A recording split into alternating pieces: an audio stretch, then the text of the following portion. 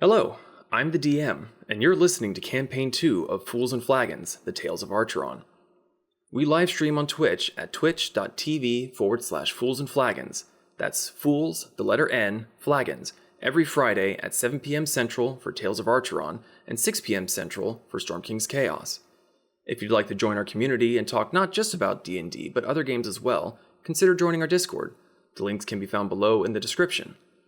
Do you like us? Like, really, really like us? Consider donating to our coffee page at ko-fi.com/Fools&Flagons. The links can also be found in the description. Donations and memberships are never required and always appreciated.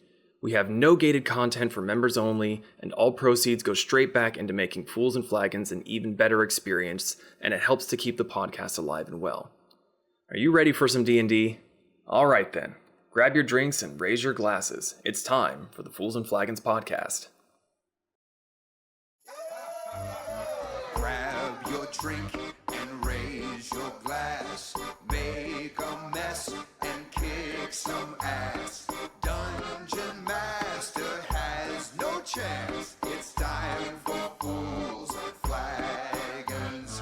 Raid the dungeons and slay the dragon. Sharpen your sword and prep your wagons. There'll be death and tons of magic. It's time for Fools and Flagons. Time for Fools and Flagons. It's time for Fools and Flagons.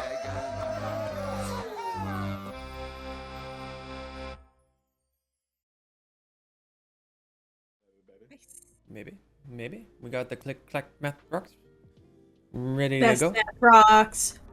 Hello, everyone, and welcome to Fools and Flagons, a tabletop campaign made up entirely by me. Someone's excited. James gets the idea. The tongue wiggle, I don't know. So tonight, we're going to continue our story in the Tales of Archeron. In the Tales of Archeron. You two are so cute together. It's so gay. I'm a problem.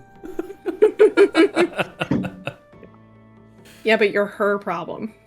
Yeah. And until this We campaign is sidetracked the done, he's intro. mine too. So, we live stream every other week on Friday, 6 p.m. Central, 7 p.m. Eastern. Time math sucks. And if you are watching us live, we want to thank you for your follows, subscriptions, and bits here on Twitch. And of course, you know, we're reading the chat every now and then. I try to avoid interacting just so the flow of the story isn't interrupted too much. But these guys are usually doing stuff in there and, you know, they're talking to you and playing games and shit. So I trust them to multitask.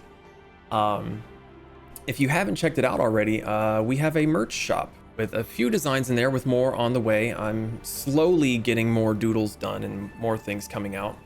And Kirsten has so graciously decided to help at my begging that I need some assistance with merch stuff. It's odd.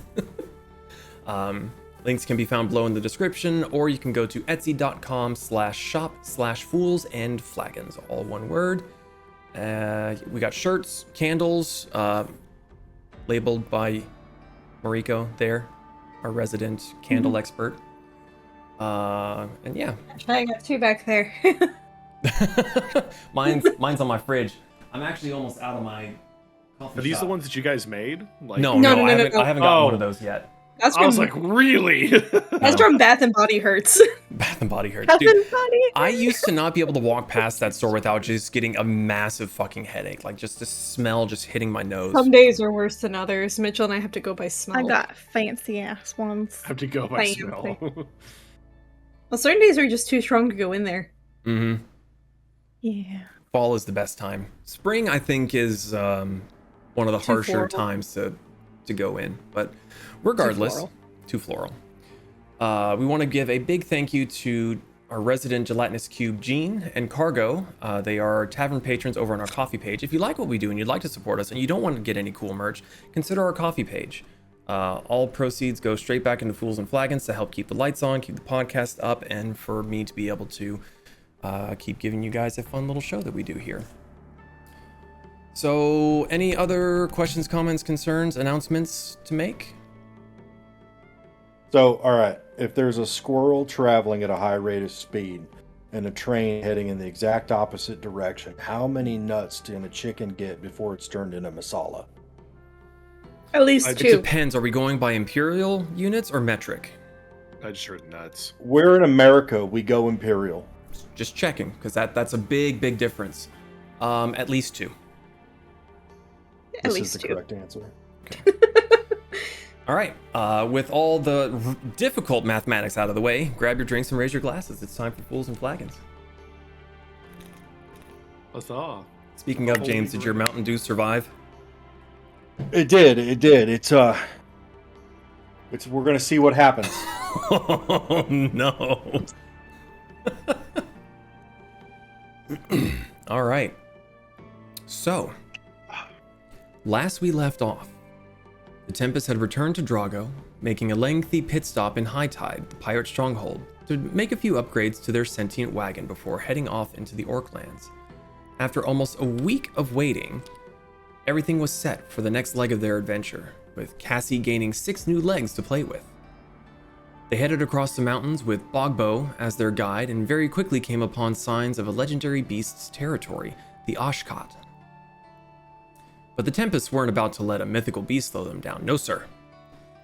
Onward they traveled in search of the nearest orc encampment belonging to the Mountaintooth Clan. Though they arrived late in the evening, the Tempests were allowed to stay outside the clan's settlement until the morning, wherein they encountered a rather unpleasant goblin chief, Clorm.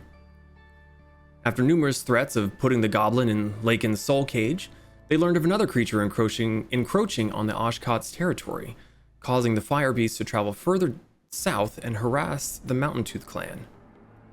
Based on the vague descriptions given, the Tempests assumed that it was their kobold's reincarnated companion, Hambjerger, and set off to see if this was, in fact, the little velociraptor.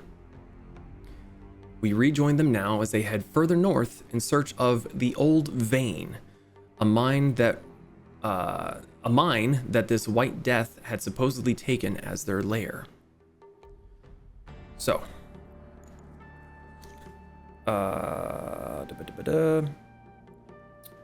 Pez, you also tried to convince Cassie to make the cannon fire on her own, but lacked the ignition source capabilities of doing that without assistance.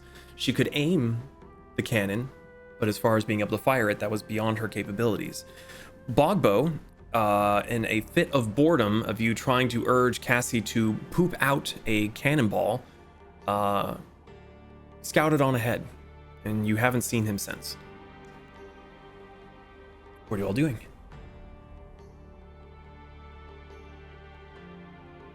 What time is it? It's still in the morning. You basically just got done talking to Clorm, headed off, and then tried to get Cassie to poop. Well, Didn't we already start going north? Yes. DeFi. I'm gonna do ranger shit and look for shit. Like poop? Mhm. Okay. Swan dive. Rico's staying on top of the car, keeping an eye out for anything that could be possible danger of what we're looking for. Hold on to that thought, Mariko. Pez, dexterity saving throw. Okay. Is it a dex save? Well, you swan died off the wagon. Where's my dice? That's not my dice. That's not my dice. It's almost like you've been sitting here ready to play D&D for like half an hour. Bag of screws. Why do you have screws? Look, I'm artificing over here. I thought you were doing ranger shit. What you need is a box of like miscellaneous screws and like springs, and so when you're doing artifice, it just starts like yeeting them and rustling them, doing stuff in the game. But I could. That'll be a natural 1, good sir, for a total of 10. The poetic. Okay. Poetic moment. So Look, there's poop. the wagon is 30 feet off the ground. So after the first 10 feet, you take 6 points of bludgeoning damage as you just belly flop onto the dirt. Just My natural habitat. You're used to seeing Pez covered in dirt, but it's not often that you see him just completely enveloped by it. Because the ground here is, you're not so much in the swampy part of the Orc Lands. You're more in the mountainous area where it's just dry and dusty. It's a big dust bowl, and Pez just proved this as he drops off the wagon, belly flops, and just and disappears in a cloud of smoke and dust. Ron takes a step back. Should have rolled my Oogie Boogie dice. They rolled better than that. Dice jail with you. Zahn, are you happy I'm using your gift? Yay! It has the purpose. All right. So go ahead. Sorry, I kind of got a little distracted and forgot the order of things. Mariko, you're looking out for just anything or something in particular? I forget. Anything that could be a threat or a possible White Death sighting. Got it. Perception check for me. Pez, Pez, whenever you decide to get up from your dirt nap, make a survival check for me.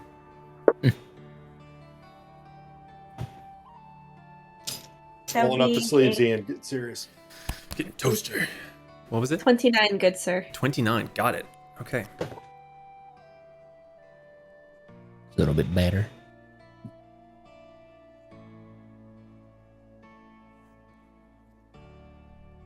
28. 28. Rooting around on the ground. You never really get up to your feet. You kind of just like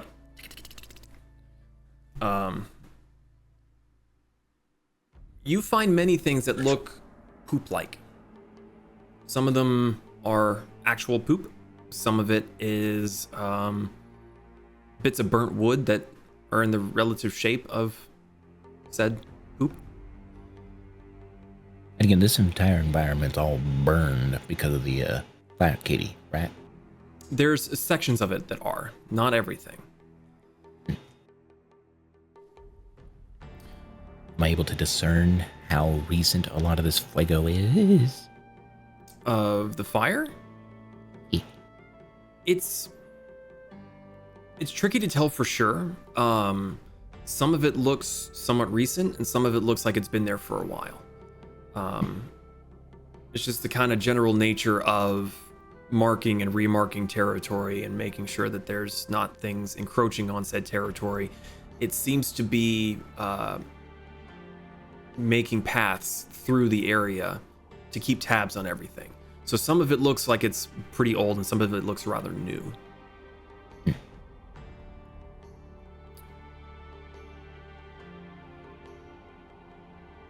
Is anyone else doing anything while Mariko's up top keeping an eye out? Zahn said that he's backing away from the dust. Looking. I'm just on top of Cassie, watching. Okay. So, Mhm. pause.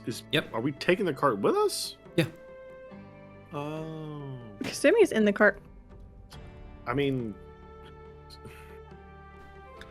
is this a route in which we're going to be able to go quick, or is this going to be kind of like the cart's going to be going at a walking pace because of the terrain, and we're going up a fucking mountain? So you're not like in the mountains, you're in the mountainy area. So where you are, your entire you cannot see the horizon. It's just mountains on the east and to the north. To the west. Sorry. I'm distracted by Pez's camera. Why did it zoom in? I don't know. I ain't doing nothing. I'm just looking at my screws. To your west is just, as far as the eye can see, just flat badlands. Broken up by skeletons of trees. So, how fast is this cart going then? So sorry. The second you look away.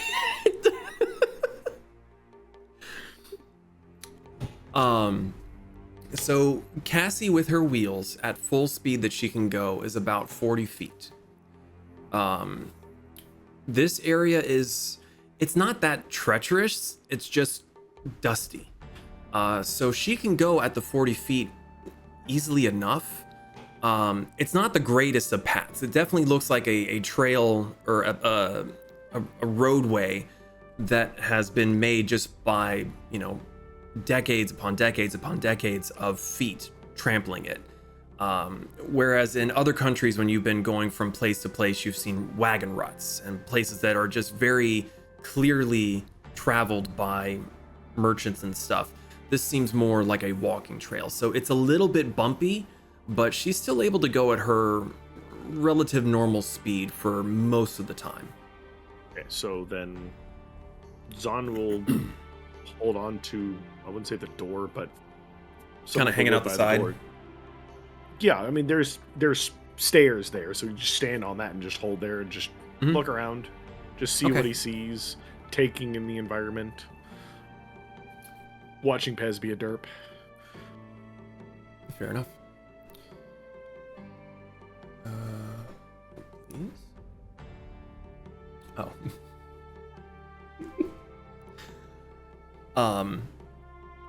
You travel for a ways.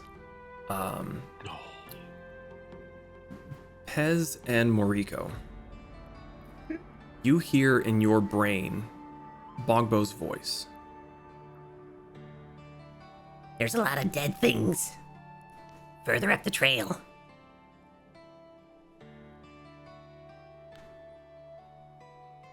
You can reply to this message.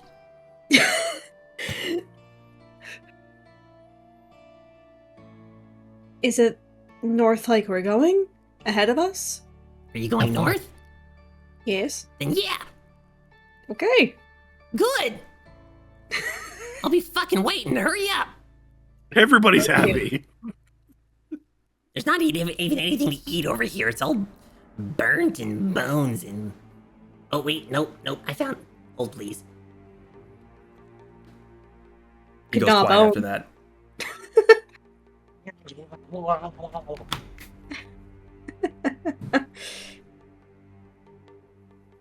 Riku's gonna look to Lakin. According to Bogbo, there's a lot of dead things ahead of the trail of us.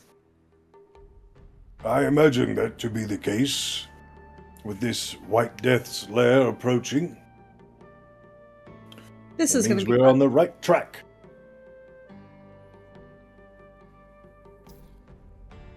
Pez, do you do anything after hearing Bogbo in your head? I'm just now looking out for dead bodies and bones. Okay. Bones! The bone zone. About a minute goes by, Moriko, before Bogbo pops back into your head. There's still one kicking. What is it? Well, it's like half an orc. Oh, Yeah, he's gonna die. okay. Wasn't my fault. I'm pretty sure of that. I could make it my fault. Want me to kill him? I mean, be putting him out of his misery. I'll fucking do it. Riku's gonna look to Lakin like... Apparently there's don't hear what- orc. Huh? I know. What? Right. There's a half-dead orc that Bogbo found. Up ahead. Oh. Well, it could have useful information. Do you think Bogbo could stabilize him? I'm not sure if he's good at that kind of thing. Well, He's I more mean- the stabby than the savey. I can always talk to the dead body. I just want to point this out. You asked the most unstable of all of us to stabilize the orc. Have some dirt in it. I don't know the reach of his abilities. Apparently, I'm good at sewing things. Well, yes. Kasumi's not there in the conversation. That was Kirsten making a smart-ass comment. Lakin's answering Kirsten. Lakin breaks the fourth wall to talk to the peanut gallery. Yes, And apparently a I can raid do is that. here. because I'm very old. If anyone can break the fourth wall, it's Lakin. Broke my hip this morning. Pez could too, I think. He's got Sticks the his jug, head or through he's dirt. had the jug a few times. He just sticks I just his head through picture- the monitor. I just picture Pez doing the thing. He's talking to somebody and then just turns to the camera. And you should hear this too. Wait, the jug up, of many fuckos? things. The jug of many things can let us break the fourth wall. I can neither confirm nor deny these accusations, as you haven't gotten through all of the options yet. Achievement list unlocked. Mariko, you would be the first to spot this with your higher vantage point and your, god tier eyes. Like, Elf you're eyes. like, you see it almost as soon as Mariko does. You kind of see her head turning right as your eyes latch onto it. There's little drifts of smoke on the horizon. That's a fair distance away from where you are, but it is definitely in the pathway of where you are heading.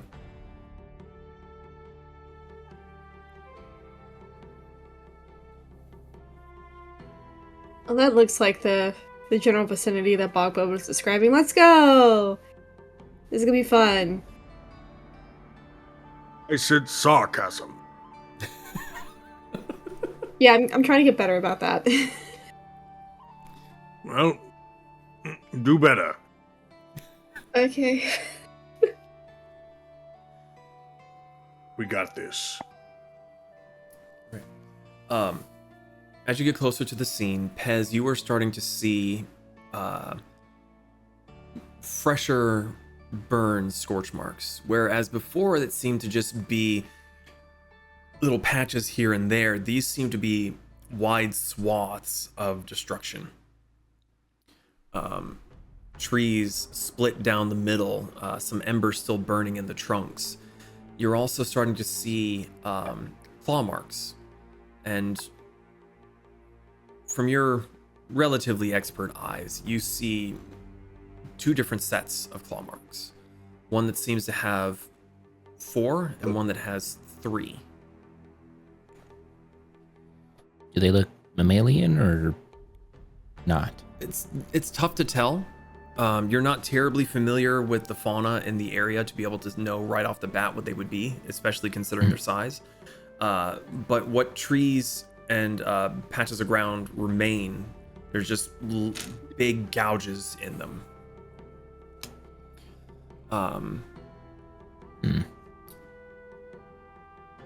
Lakin and Mariko, with your higher vantage point, you see a very small figure standing in the center of the road. It seems to be just doing a little bit of pacing back and forth. I'm guessing that's Bogbo. Bogbo. Yeah. Probably. You want me to shoot him? A message? Okay. Bogbo, do you see us coming down the road? How could I miss You you? can reply to this message. How could I miss you? Don't Look at you. be a prick. You're huge. And you got a house So are too. you. Nice heart. We've got a big heart. Huge heart. I can't even lie to myself right now. Oh. Where's the... Is it dead yet? Is the orc dead yet? You kind of you see the small figure just kind of look to the right and just point. Oh god. That answers my question. This guy, really, I don't know. I don't know about this guy. All right. Pez, where are you? I'm right here. Oh, gosh. Wow. Up there's All right, we should set up a perimeter around this, maybe dead orc. I don't know. Bogbo was very not helpful. Oui. I'm gonna try to talk to him and get some information. Zon! What are you, Zon? Yeah. What are you, Zon? Where are you? I am by the door. Oh. Apparently there's a almost dead orc we can talk to. Get some intel. Be ever vigilant and use those ears of yours. To heal him? I said ears. Do you heal people with your ears? I was confused. I wasn't sure. You said somebody injured, and I am technically a priest. Well, yes, if he can be saved, then yes, but he may be dead. Zahn will hop off the cart and run ahead, or bun ahead. I love that you say I'm technically a priest. In technicalities. What do you mean? Is that an incorrect assessment? Am I wrong? He's a warrior priest. Emphasis on the warrior part. Yeah. All right, I will follow warriors on. Okay. The pair of you catch up to where Bogbo's standing quite quickly. He looks to be...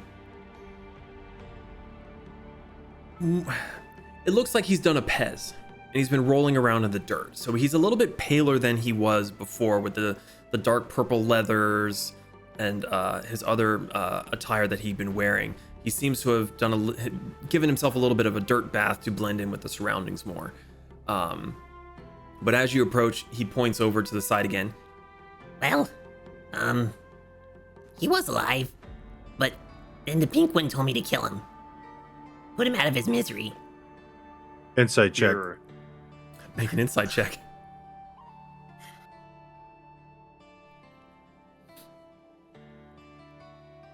$14. Your very limited time with Bogbo, he is very easily influenced and takes things quite literally. So having been on top of the wagon and heard Mariko say, well, you could put him out of his misery, you can just hear in your mind Bogbo going, Bet! Tracks. Can you fix him, Zon? DM, if I cast... I'm sorry, I've actually not... I don't think I've healed somebody who's dead. Like, if I cast a healing spell, will it bring him back to life? Or cast... I think Spare the Dying, they can't be dead. Revivify is what you're looking for, sir. Spare the Dying is used if they're making death saves, which you know that if you consider the fact that worst case scenario, you've got 18 seconds to self-stabilize yourself with your death saves. Bogbo had been standing there for a while, and when he said that it was dead, it's been dead. So healing and Spare the Dying would not work at this point in time. If you had been there right as Bogbo had stabbed him, maybe. Unfortunately, people don't usually die around me, so I'm kind of lacking the ability to use that. Lakin, I'm sorry. Also, you look over to where Bogbo's pointing, and the orc that's there is missing a limb and a half and has large gouges on his chest that some of them seem normal and some of them seem to be burnt. Bogbo, did you steal a leg? No. Also, All how right. close is the cart to us? The pair of you hopped off and trundled ahead pretty quickly, and Cassie is approaching, but she's slowing. Oh, okay. Zon cast Thaumaturgy. Marco! What? You have some splaining to do! What did I do? Zahn yells in the dirt, just like around underneath him. Oh, keep your whiskers together. Everything will be all right. I will do what I want with my whiskers. It's They are just nice. an expression. Go stand guard over there. I don't want to. I want to stand here. I am an adult, and I will do what I want. And Yeah, I with want childish what I do. tendencies. Oh, well, you're old. Rachel's And- staying on top of the card to keep watching for any movement or anything nearby. Mariko, from your vantage point, you see the body that they're discussing at the moment, but from your higher elevation, you're able to see that there's other bodies scattered around. And with your eagle vision, you can see that armor has been torn open. Some of them are burnt to cinders. Others seem to have had their necks torn out. Their faces ripped apart. You see the occasional little bits of white sticking out of the ground and some of the scrub brush nearby. And it's all intermingled with like swaths of burnt ground. Like there was some kind of a fight that happened here very, very clearly. And the hints of what you're seeing, it seems like this patrol met with the two, for lack of a better word, alpha beasts, alpha predators in this area. Lakin, Yes. if you can't get any information out of this dead body, there's others in the area. Oh, I know. I have plenty of people to talk to. It's kind of. I feel like it's kind of obvious what happened. Yeah, there was definitely a fight. You know, we can narrow down some possibilities. Maybe gather some, stuff. Anyway, I'd go over to the recently dead fella. Mm-hmm. I'll get down like within 6 inches of his face. I open my mouth, and the decaying green energy comes out. It goes into him, and he's like, "Oh, I'm alive now." Oh, but not really. Still dead. Never really heard the dead say, "I'm now alive now." Do they do that every time? No. That was me talking as I was casting Speak with the Dead, but yeah. Oh, okay. Oh yeah, that makes sense. Warrior, bend your will to mine. You see the chest raise as it starts to inflate, and the blood that had started to coagulate is now kind of burbling and just starting to seep out of the wounds as that pressure squeezes more of it out. Mm-hmm. Well, that's like good shit right there. What? Huh? It is horrifying.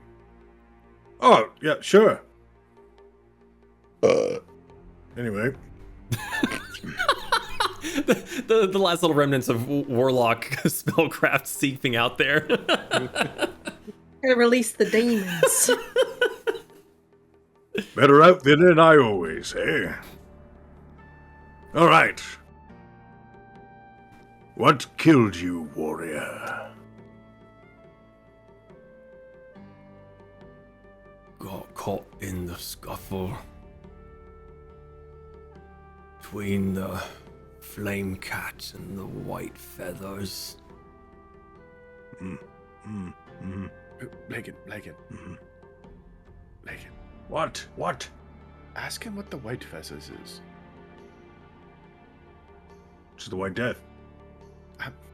Ask him what kind of a creature it is. Oh, yes.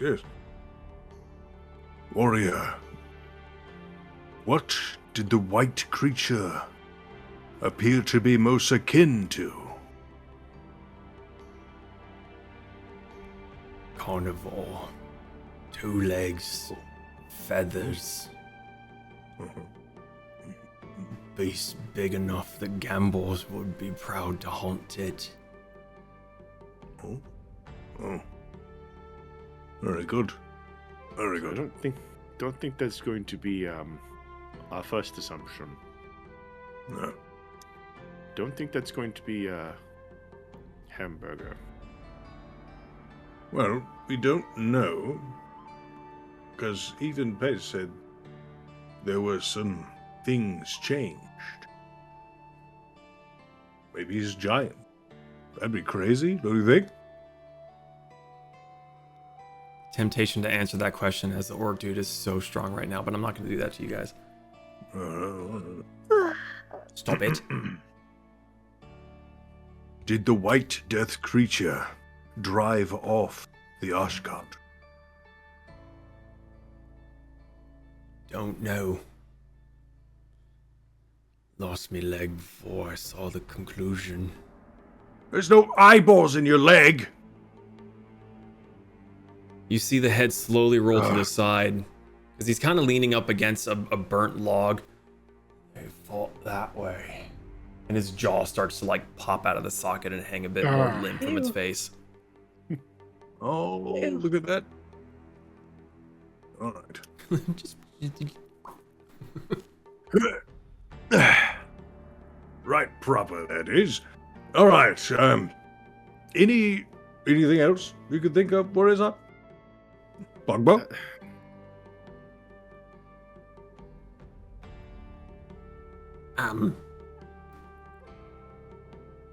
Ask him where the old vein is. Ah, yes. Moria, in what direction is the old vein? The head rolls from where it was trying to look over its shoulder and kind of slumps.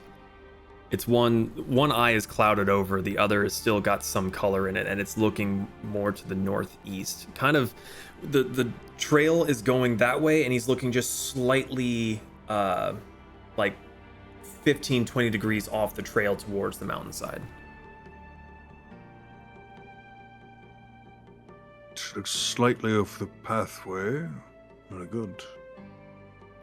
Very good. If you want to die, you take the path and the third fork. Path and the third fork? Well, lucky for me, I'm already dead. Goodbye! I snap my fingers and dissipate the magic. Yes, Mariko. I want to go and collect some of the white feathers. Okay. Very easy to get that done in the amount of time they're talking to the dead thing.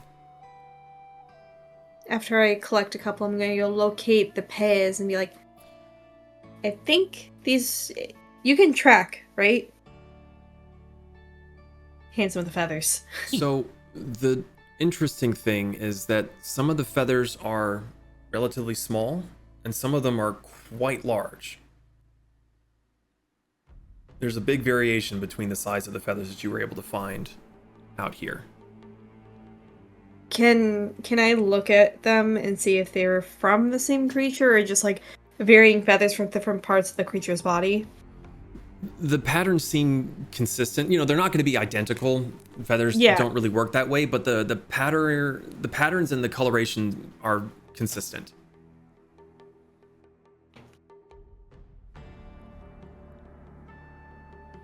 And you've seen other feathered beasts where, where the wings would be can be quite long, and where, it's up by the head or whatever, they'd be a little bit smaller. So it seems like it wasn't just a occasional dropped feather here. Some of these were probably forcefully removed. Yeah, Mariko's gonna pass them along to Pez. See if maybe it'll help them. With my huge, giant, enormous lexicon of knowledge of carnivores and herbivores and other critters of the scaly variety, am I able to discern what kind of critter this would be? Make a nature check for me. Nature? Oh, wait, I got a Pez! dinosaur check. Ow. He's over there having a conversation with over someone. and No! Said nature? Nature. Not animal handling? I could see You're you not handling thinking an hard animal. over there. Let me help. I mean, it could be. I am an animal. Add a D4. Oh, So I yeah, slapped look you. I get to have the pointy one. No, depends on if you have the right kind of dice or not. You said nature? Mm-hmm. Starts with an N. It's alphabetical.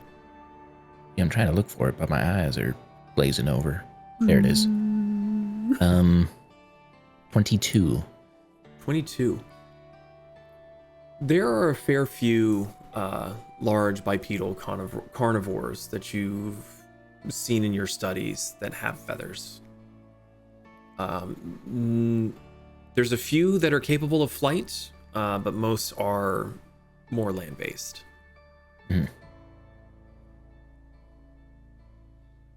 And it's a little tough since this is a scuffle, a battle. It's hard to tell if this is a fully grown creature. Is it adolescent and it could get bigger? It's tough to tell at this point with just the small little bit that you've seen so far. Yes. Warrior Zon, Yes? do you find this good man's leg? Bogbo, Yeah? I need the leg. I don't have it. Are you sure? He like Where would I put it? Where'd you put your daggers? Snip, snap. they appear in his hands. Exactly. And where do they go when they disappear? I just had an existential crisis. Oh no, you've given him existential crisis.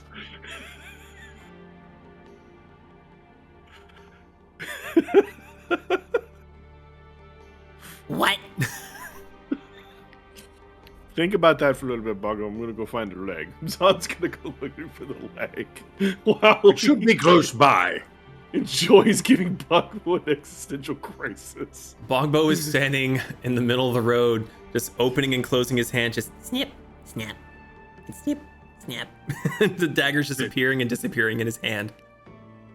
Bogbo, they go into a pocket dimension.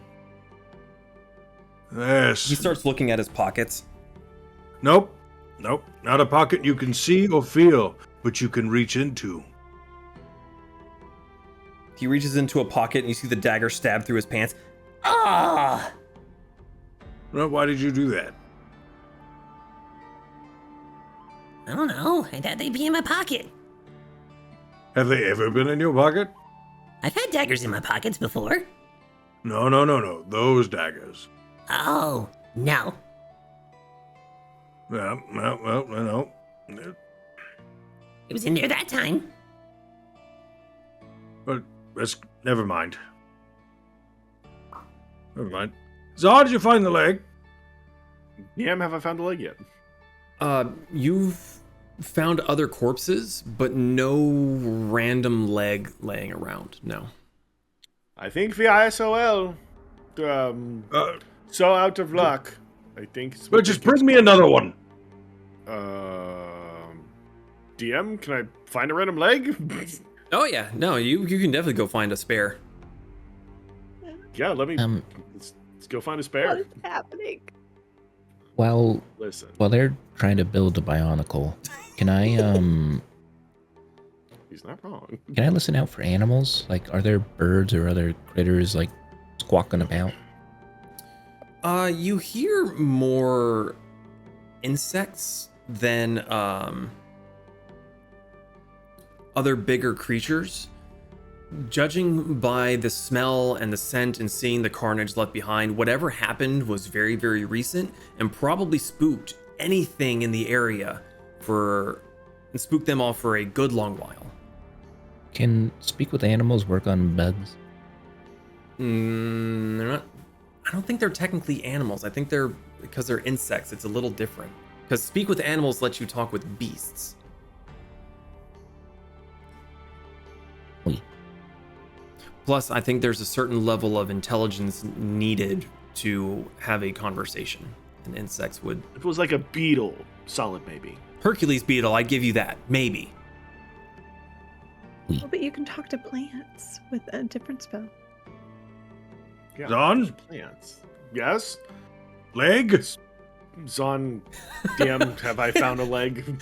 You see Zon's ears and then arms lift up from the other side of a bush. You want a lefty or a righty? Yes, literally was my desk. My left or right leg? Which one is our friend missing? He's missing the right leg. Right will do. Right will do. Ah. Looks at the left one. All right, we're good. Zon just runs over with the leg above his head. I got an orcish leg. I got an orcish leg. Oh, fantastic. It's almost the same height, just a little variation. I'll take that. My leg. I could My put, leg! I put the leg into the stump area, and then I animate his corpse. Okay. This one's a lot fresher than what you all have seen as of late. It stands up and it's still leaking. The leaking is slowing, but there's parts that are kind of dripping and falling off. The jaw from before is still kind of hanging a little cattywampus. The magic is starting to fuse it back together, but you can see that like it almost looks like a hefty step off of like a stool would make it dislodge again. Yeah. Apart from the burn marks that are from one of the wounds on his arm, you can see that there's teeth marks as well. Some of them look like big fangs, and some of them look more kind of smaller. What are the further back canines kind of thing. The fact that this one seemed to survive at all past whatever injuries he sustained, this was a hardy orc at one point. Yes, Pez, the little wiggle worm. Now he's a part. What clan are these part of? Like, am I able to see any markings that would indicate what clan they were? Or like clothing?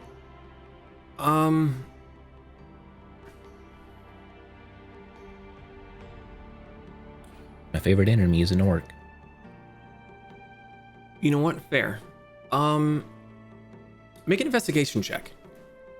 Because he is kind of covered in quite a lot of his own blood, and a lot of his attire had been scorched. Blood. Blood. Investigation? Yes, investigation, because you're getting up close and personal. That's my highest stat. Isn't that cool?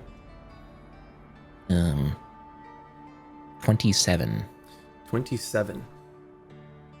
You have to give him a little bit of a frisking and kind of like wiping some of the grime away from him. But you do eventually see what looks to be the remnants of Mountaintooth symbol. So the friendly ones. Relatively speaking.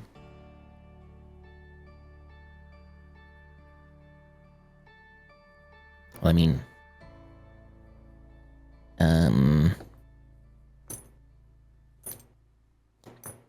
don't look at me to make up a plan. I'm just out here for the vibe. What does everyone else think? I know where we need to go. Let's go where we need to go. Northeast. Try Oh, the best. Also, where'd it Over go? there. What? No telling Bogbo anything he can take literally from now on. What? He literally killed the thing because he said you told him to. I didn't tell him anything. I said he could put it out of his misery. Could mean like it's a Literally. possibility. Literally. He took that as kill it. He's still on the Fine, side then of I the won't road, talk just to him. opening and closing his hands. So please be a little bit more careful when you tell him to do things. Yes, He's tell the impressionable. person that's learning how to people more to not speak as she's trying to learn to speak. Got it. No. I just got her No. to talk. No, we're not playing that game, Mariko. Not playing that game. Wait, as You can fool everyone else, Can including Bogbo, but you can't fool me. What's up? What do you need? I have some of the little feathers that I gave you? They were really pretty, and I want to stash them. Yeah, here you go. You can have them all. Except for the big Mhm. one. I'm putting this one in my hat. I'm about to say, you keep the big feather. I'll take the smaller feather. She puts it in a pouch. Sumi's popping her head out of the top. Are we gonna go? Why are you complaining? You've been inside this whole time. Yeah, but we're not moving anywhere. Oh. Come on, Cassie. Yip, yip. Oh, We're just gonna go up onto the top of the cart. Bog's head on the back of the wood. Oh, I laugh under my breath and fist bumps on. Pez, Eh. can I just see one of those feathers? You can have it right back. I'm just curious about something. Here you go. DM, Mm-hmm. can I look at this feather and tell if it looks like it was related to my very late, or I wouldn't say late because it's not dead, my companion that is still somewhere, I'm not gonna lie, I don't remember where we left them, my Donaticus, just look like it's somewhat in the same ballpark as the feathers that was on him. Make a nature check for me. Plus that Deinonychus is probably at the Marigold Farms. Is that a 6 or a 9? That's a 9. 10. 10. Maybe.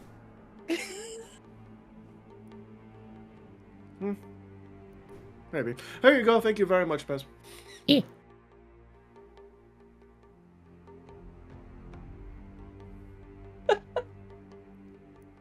And we waddled away. I'm more just amused by the shenanigans going on. Is that a gummy hand? It might be a gummy. Yes. Gummy hand. Yes, it is. They stole my French fry. Anyway, All right. yeah, so we're moving in the direction that was given to us by our now undead friend. I need to name him, let's Nimrod. I was gonna say Johnson. Nimrod No, Johnson. no. We call him Bronson. There we go. Bronson. Okay. So I was about to spell Nimrod with a Y, just saying. I do Right. got a rod. Okay. Play beans. So sending Bronson out ahead, he's a little bit shambly. He's got a little bit of a gimp in his step now, as the new leg is not quite the length of the other one. So he's got a little bit of a little hitch. But he seems to walk with purpose and pretty determined to get to where he was commanded to lead. And as Perfect. the third fork in the road appears, he hobbles off to the right. And he starts taking you up a smaller pathway.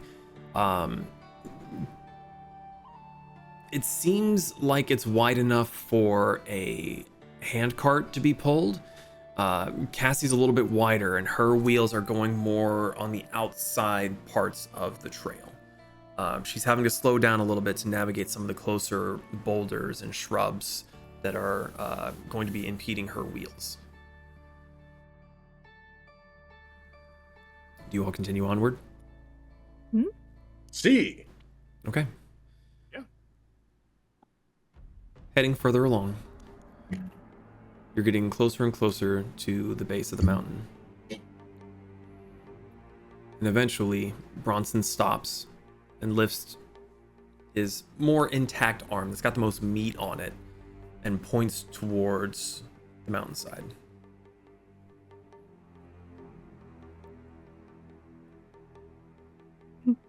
God, if you just like yoink her glasses off, I will Venmo you $20 like right now. No, because seriously, get out of here. It's all right. I'll lie in wait and ambush. You're gonna get Maduro'd. Oh, that's gonna date the stream a little bit. And we're walking. Well, no, Bronson has We're stopped. walking. Oh, All right. That's what I'm saying. Bronson has stopped, and he lifted his more meaty arm and pointed towards the base of the mountain. The big question here, crew. Mhm. Do we leave Cassie on the approach?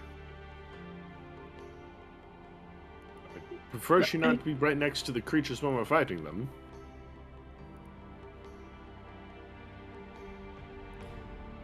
Is there a clearing somewhere where we can store her a little bit off the beaten path? Back the way we came. I thought Make a perception check for me, Pez. I'm just rolling everything. Well, you're the one asking questions.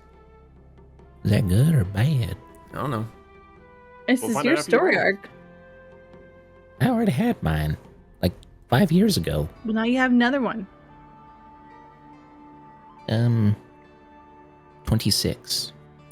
26.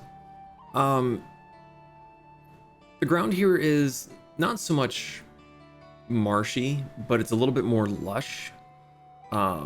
Very likely the melted snow coming off of the mountains gets to this point and then seems to kind of pool in certain areas.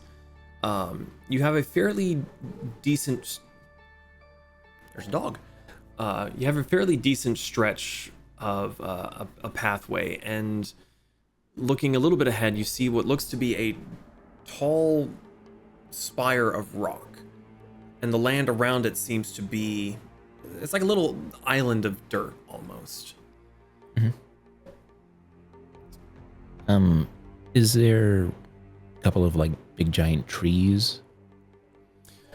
Not giant trees. A lot of this is more scrub brush, ferns. There's almost no greenery here whatsoever. Even the bushes and trees that seem to have life in them are browns and tans, khaki sort of colors.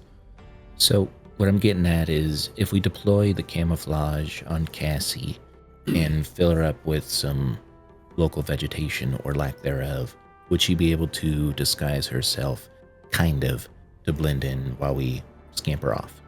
Theoretically, yes. When you told me that you were looking for camouflage things, you did wait until you were in the Orc Lands, which means that you have been grabbing dry sticks, vegetation that's the appropriate color. You didn't grab a palm frond from High Tide and strap it on there, so there's just this giant green beacon in the middle of dirt and dust. So yes, you do have a healthy amount of things to, in theory, disguise her with. All right. So here's the plan. Why don't we bring Cassie a little bit off the path that we're on right now, deploy the disguise, and then go die. How about that? Is that a good plan? Okay. All right. Yeah. You accepted that way too quickly, Mariko. Let's go die. All right. Time to deploy the camouflage. Mariko will help. Okay. Trying to do a thing. All right. Make a survival check for me. With advantage, me? since Mariko's helping. Yeah, the one. Oh, yeah. And a D4. Is it Are you gonna advantage? use- Yeah, because you're getting help. Are you going to use the sticky hand now as your guidance? Oh, I don't know why I rolled it twice, because the first one was a natural 20, but I did. The other one was a 7, so just to let you know. Plus 3, plus 7, so 31. 31. You take some time. Your general paranoia of the area and everything around is making you be doubly sure that she's as camouflaged as humanly possible. You feel pretty confident using the dirt and using the scrub, putting her in the small little space on the other side of the rocks, right up against the rocks. Looks like she fits pretty well. All right. We theoretically know where Cassie will be, or does anyone have anything that can, like, locate object?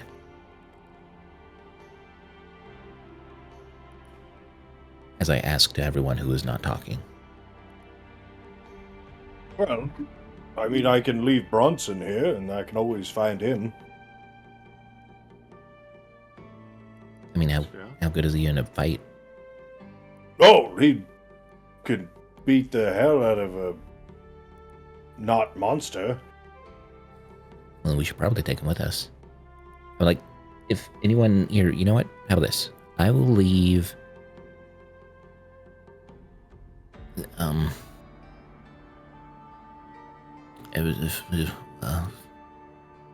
Yes? I can do locate object, I just don't have it prepared right now. I would need to rest, and then I could be able to do it.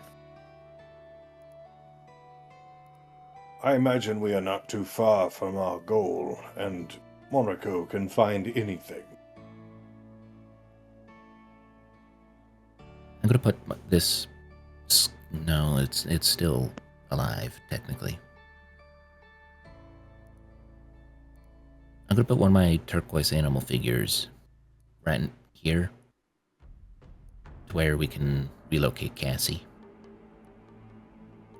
Okay, so so out of all the objects that are inside of Cassie that you are intimately familiar with, you're putting a new thing down to make sure that you can find I don't know. Cassie. I'm panicking because no one else is talking. So This is your plan. And I gave you a because- plan, and you said bring the zombie with us. If you're really worried about possibly losing Cassie, I am able to do locate object. It's just I don't have it as a prepared thing right now. and yeah, we'll yep. Do we want to take 4 hours to allow Moriko to rest?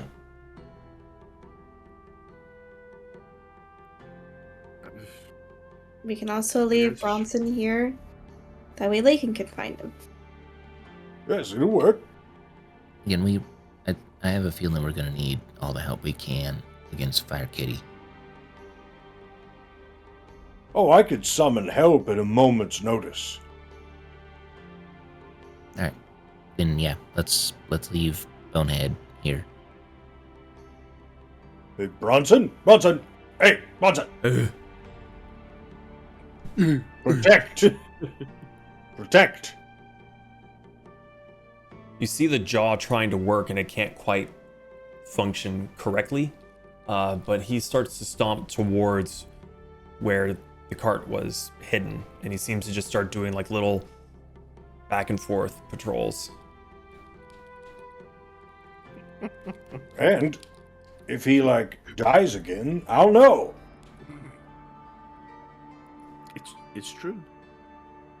So, it's like an early warning device for something snooping around to find Cassie. It's just made of people. By the way, Cassie, my dear, Yeah. I need you to be very quiet while we're away. Don't trundle off. You need to stay here, where you're hidden. Okay. Bronson will protect you. Okay. All right. Are we ready to adventure forth, Tempests? Wait. Let's go. Wait. Right. Okay, I'm ready. Oh, well, thank the gods, Bogbo is ready. Let's go.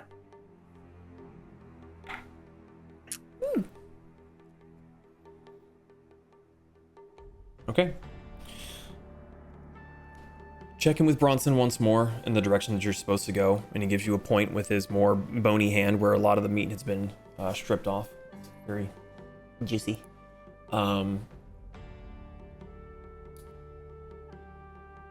You head towards the base of a mountain, and the pathway becomes... I hate to use the word less maintained because none of it's ever been maintained, but the pathway seems to narrow even further, where it looks like most people wouldn't be walking abreast of each other. They'd be like, what's a military term? Nuts to butts? That kind of thing. So Single file. that's the one, single file. I was trying to be funny. It didn't work too well. But eventually it was difficult to see even when Bronson was pointing towards it because he knew what to look for. But the mouth of this mine, even though you're looking right at it, you kind of have to do a double take and realize, oh, you're looking at the entrance to the mine. It's fucking right there. What are you all doing? Do we go in? Well, I Keeping think an eye we out should, for the area. should we take a stealthy approach, Pez? Should we do what? Take a stealthy approach. He was watching a bug. I mean, I would assume so. don't want to go in there guns a-blazing. Well, Mariko, investigation This- check Others for have me. guns other than you. if this is your ally, how would it hunt us? I mean, when he was a small little shit, he would just go after your face. Well, I imagine him being a bigger shit, he'd still go after your face. It's just easier now. It's a little me too. What'd you get, Alright, Just Mariko? have to jump. 14. 14? Okay. As they're having this Sorry. discussion, you're kind of panning your eyes around, Mariko, and you're where normally you're kind of doing the broad, sweeping sort of look around. You start to do that, but then there's a lot more rocks here. There's a little bit less space for normal trails of the like. But you look down where you're standing because you're kind of shifting your rate and you're a little bit off kilter, sort of like Bronson was, and you realize that your foot is in a much larger footprint that's about yay big from heel to toe. Can I tell if it's fresh?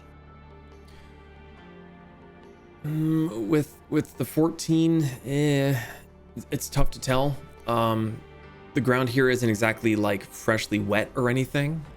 Okay. It definitely hasn't been here long enough to have been eroded by time, but you're not sure if it's been half an hour, a day. It's hard to tell. Okay. We're definitely going in the right direction.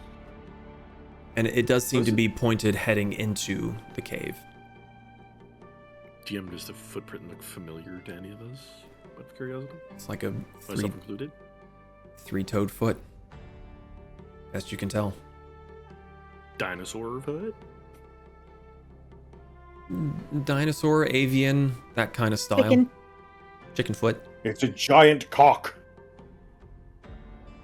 Risen. Definitely tell that it did go into the mine, so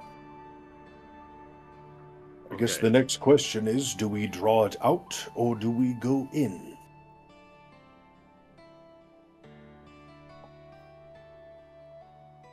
does any one of us know the mine structure? I don't. I've never been here. Never I don't think any of us are gonna know that. Well, again, if it's like a standard mine, then just go in. Just have to be stealthy about it. Okay. Let's try Alright. being stealthy. Pez and Warriors on. Yeah. Stay close to me. I wish to cast a spell on both of you when the engagement begins. Well, depending on how dark it is in here, you'll have me right behind you anyways, or in front of you, because I'm going to need to see. So I'm going to be putting a bulb on my ears. Or Here. not a bulb, a light on my ear. Do you want uppies? But that's Pez's thing. Not both of you can fit. You know, I'm leading the way because I know how mines work, but Wants uppies. All right. I lift Zon up. Pez, do you want to ride or you want to walk in front of me? 22 for stealth. He's walking in front of you. Okay. Stealth checks Cassie for was everyone gonna that's stealth. actually walking.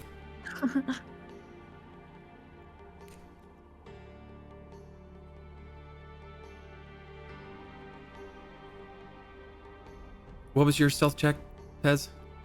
22. Mariko? 19. Kasumi?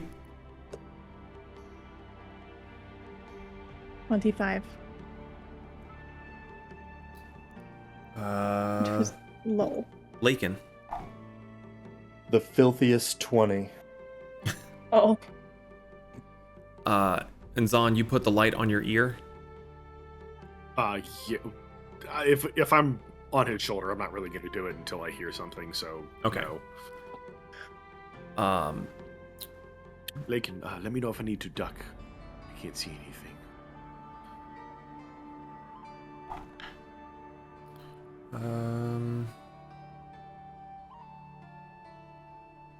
Bogbo's gone. He was there. He's nowhere to be seen.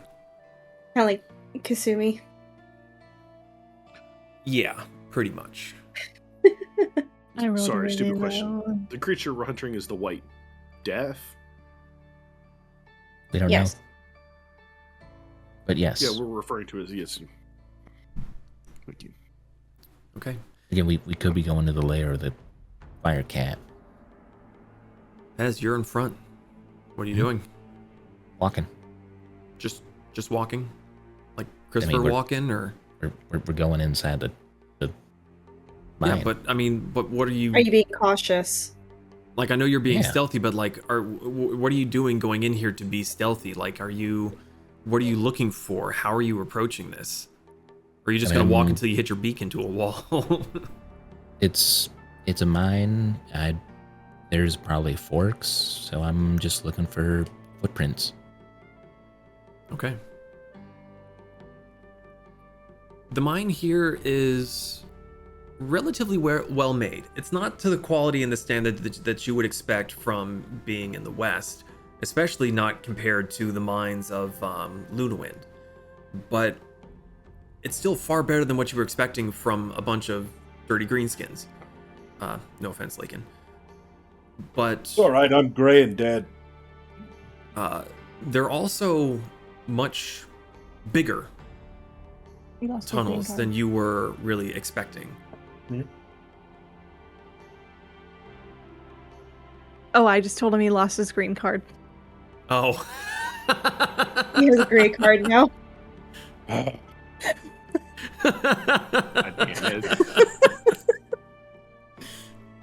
You was tried too to good at sneak that this. one by. How dare you? He didn't hear me either. I was like, oh, okay. Headset. Zana's going to lean down and whisper in Lakin's ear. To be fair, Lakin, I'm not a big fan of mines. Oh, underground is very dangerous territory. Oh, no, to be fair, underground is no big deal. The last time I was in a mine, I was red. And now I am white. Alright. He's allergic. Maybe this time you'll be purple. Fuck. It's like San's hair sticks on the back of his head. And somebody's talking shit. I do like the idea of Zahn trying to look around to point an accusing finger, and it's just black, black, black, black. I know you're here somewhere. Damn you. The tunnelway is much bigger than what you're expecting. Lakin can walk through, and very rarely does he have to duck. He'll sometimes have to duck his head to get under the beams, but otherwise he can stand up and be pretty much okay to walk in here without having to adjust his posture at all. Even with me. You have to kind of like swing yourself around a little bit. You add that extra couple of feet on there that makes it difficult. Yeah, just go full airplane mode and you'll be okay. Oh, wait, no. I'm going to act like, what are those things? Little fox pelts. Just Oh, you're just around the shoulders. you went full Jim Carrey Monopoly guy. Just Yes. okay. So Pez, you're looking for footprints. So make either a survival check or an investigation check for me. Your choice. And if anyone else is doing anything apart from just walking and following Pez, now is the time to let me know. I'm also looking for any footprints or any indication of like where it went. Okay. 25. I can't see shit. 25. Same for you, either investigation or survival for me, please. Morgo. Bonk. I'm being a sneaky little snake. Make a little snake. Where and what are you sneaking around? Like, are you at the back of the pack? Are you midway? Mhm. Are you scouting ahead? How are you? I'm in the back. In the back, okay. Yep. 24. Okay.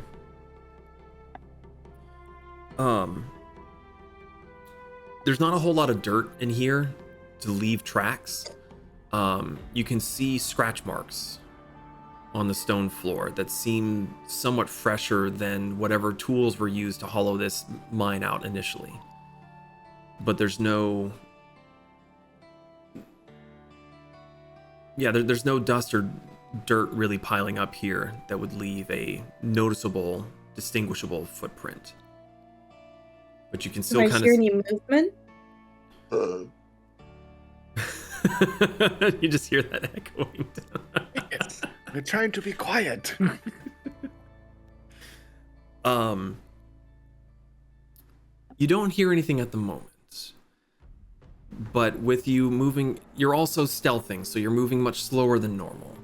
So maybe 5 minutes go by, and it is dark, like pitch black dark.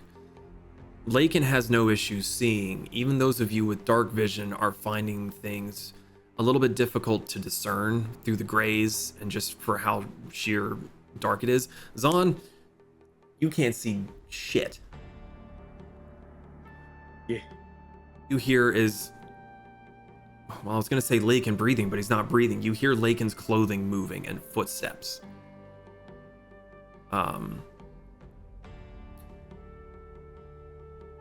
But after doubling back at least twice, reaching the end of a mine pathway, you do start to hear a deep, vibrating, rumbling sound of breathing. Kind of big animal, just the big lungs, that billowing sound that you hear when they're breathing. You're starting to hear the faint beginnings of that as you're going down your third or fourth tunnel.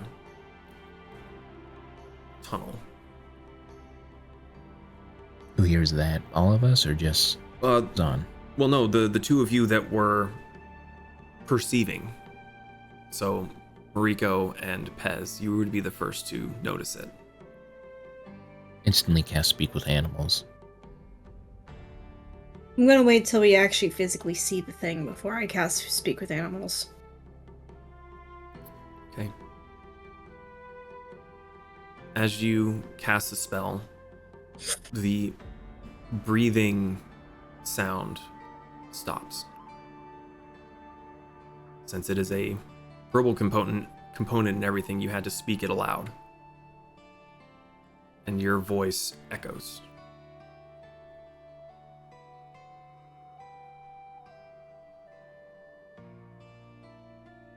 What are you doing? Do I hear anything? The breathing sound stopped. Do I know which direction that would have been coming from? The direction you were heading. I'm heading that way. Okay. I was gonna say, you're not gonna hear just something yodeling into the distance. Okay, so are you still stealthing, or are you... Oh, yeah. Okay, I need you to make another stealth check for me, since you cast a spell and kind of alerted things to your presence, so make it a disadvantage, please. That would have been a 18 and then a 16, so 16 plus 4. 20. Dirty. Dirty 20, give me just a second here.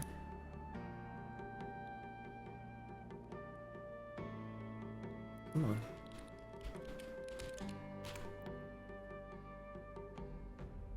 Oh, might help if I could spell things correctly.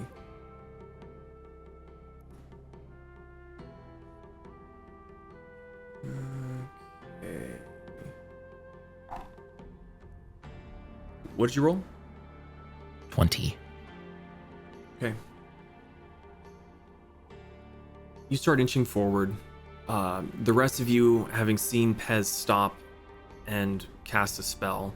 Mariko, you would know what the spell was that he cast because you're familiar with it yourself. The rest of you, you've only seen Pez cast a few spells in your time with him, and you're got a fairly decent idea of what it was that he did. So as he stops, casts a spell, and stays still for a moment, and then starts to move forward, what are the rest of you doing? Following Pez's lead. I'm stealthing in the back. Riding Lakin. Like a ranch down cowboy. I'm following Pez and holding, not holding, but waiting till I see the creature until I cast Speak with Animals myself. Okay. So you keep inching forward. Inching forward. You don't hear any more sounds.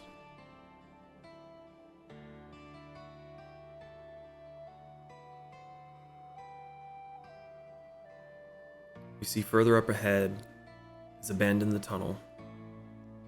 It kind of blocks your line of sight.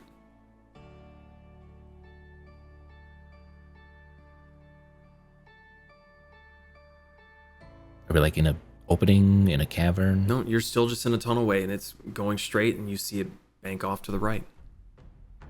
You see the there's a occasional fort. scattered tool, a long abandoned minecart. I'm gonna Is it still gently just- stop Pez. I'm gonna pick up a rock from the ground and toss it around the corner. Toss it at the corner or around the corner? Like I'm gonna try to Ricochet Like, it. Where billiards it? yeah, billiards, like around so the corner. Okay, got it. I'm just making sure that if you're going up to the corner, that would be different than if you're just trying to chuck it and have it ricochet around. Yeah. Roll a d20 and add your dexterity modifier for me, please. Guidance. Oh. Did you just use a sticky hand? Well, I see what she's doing. I see you better than any of you motherfuckers.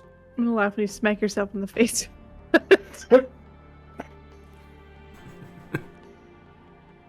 Dirty 20 plus 2 equals 22. 22, nice. You put your shoulder on Pez's hand. You put your hand on Pez's shoulder. Shut up. Look, I started the flub. I'm going to commit to the flub, okay? Grab a loose bit of stone. You're not 100% sure if it's an ore or just a rock, but it's a decent size. You take it and you chuck it towards it in a hallway, and it ricochets around, and as it banks off the wall, it leaves your sight for half a second before you hear it clattering on the ground, and you hear heavy footsteps and a growling sound followed by scraping. It seems to be coming from around the corner. What are you all doing? Did the growling sound like words to me?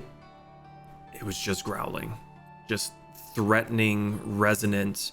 Your body is vibrating from the sounds ricocheting in this enclosed space.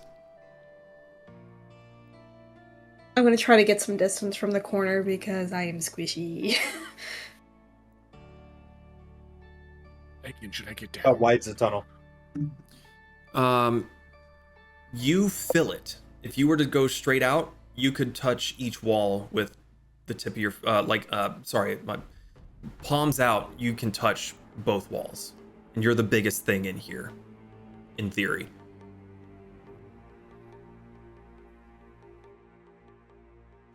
Things are about to get spicy, Warriors on. Okay, so here I need to get down.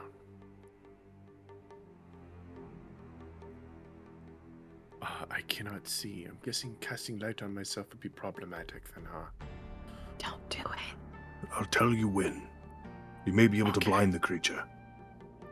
Oh, yes, that's a great idea. Flashbang! Tactical money! Quick! I'm going to grab my back position- and shake me. I'm gonna position Zahn in front of me to where he's facing that. I know he can't see Dick. I'm gonna position him in front of me to where he is aimed directly at that bend. And as soon as I see something come around it, I'm gonna tap his shoulder, and that's his signal to cast light. Chuck! It's like one of those touch lights. Like you just touch it. and- Bez, are we going lethal or are you trying to talk? I'm gonna inch forward around the corner to see. Oh, You're gonna go around the corner. I mean, like, Just like I'm your gonna head? Scooby Doo around it. Okay. Make another stealth check for me.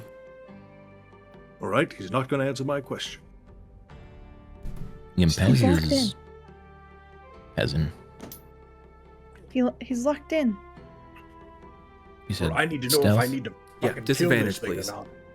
Oh, at disadvantage. Yeah, because you're all kind of talking now, and you're as quiet as you're Yes, trying to they be. are. Voices are echoing in here, pretty rough. 18. 18. Okay.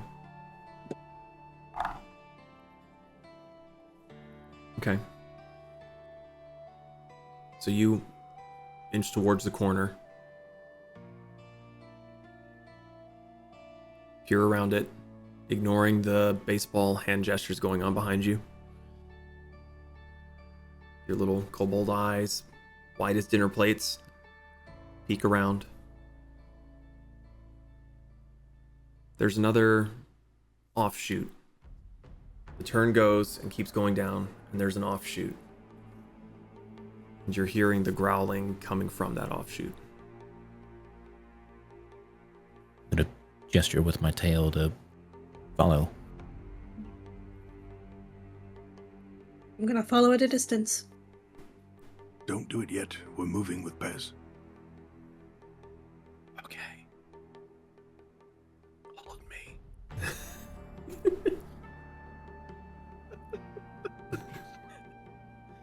I've got a buddy and I'm not afraid to use it. Back to the bunny. Zahn, I'm an when I orc on the edge! Zahn, when I say go, light your ears and kick. I wish I would have taken sunlight. Oh, dawn? Daylight. Oh Yes, my thank god, you. daylight. Yeah, that's it. God. I think Pez would explode. Well, technically, Tremble. depending on where I cast it, since I can't see, it would be right in front of me. Okay, so you continue to inch forward, and as you get towards the bend, the sound changes. It seems to be coming from the left and from the right. It's now seeming to fill the entire space around you. And all of you you're feeling this sound. It's hitting and echoing off the walls and just vibrating your very being. Yes, sir. Do we feel any rumbling steps, perhaps, that are increasing in frequency or getting louder through the vibration? Make a perception check for me. So I can't remember. Do you have shoes on? No, Okay. I don't wear shoes. Those are feet prisons.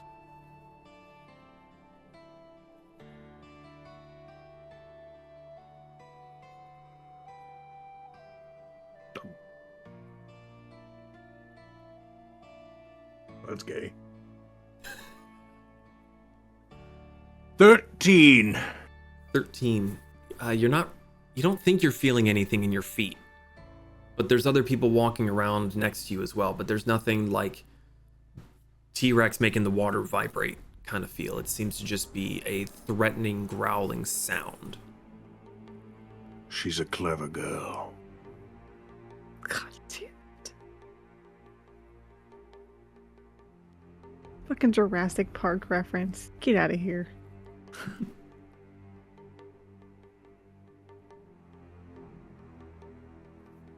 Pez, where are we going? We're still trucking forward.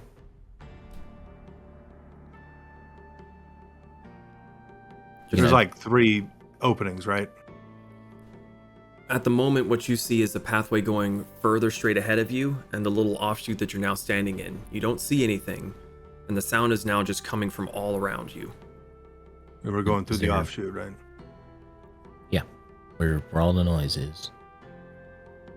Is there a map that would be helpful for this? No. Not yet.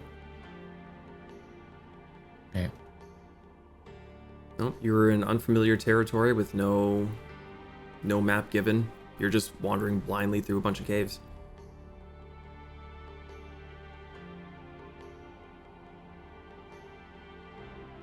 So you're just kind of. Am I can I try to focus for a minute to see if I can pinpoint where like the sound sounds louder, or like it seems like it's the origin, or just like feeling any movement in the air other than my party members? Make a perception check for me. You got slapped by inspiration or guidance, sorry. Okay.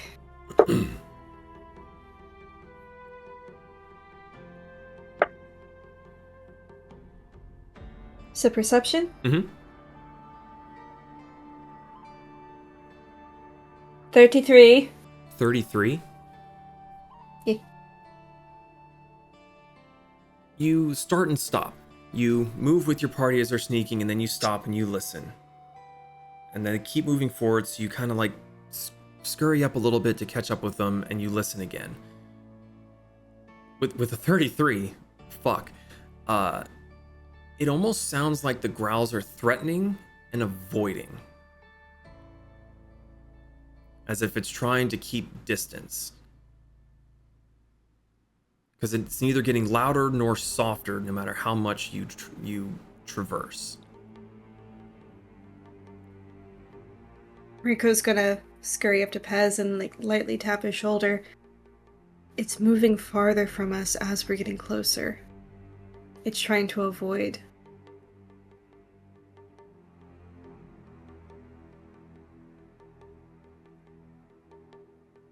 I'm going to, like, gently whisper, as whispery as possible, even though I'm not going to do it. Should I call out to it? But imagine that as a whisper. If you think this could actually be Hambjerger, it might help. And of course, Mariko's talking quiet. It's just, I don't trust my mic to pick it up if I actually do. Heard. Stage whisper. Like my grandma when she thought that people weren't able to hear her. Oh. She just didn't care. Going to just like look around and call out, Hambjerger. wait, Hambjerger.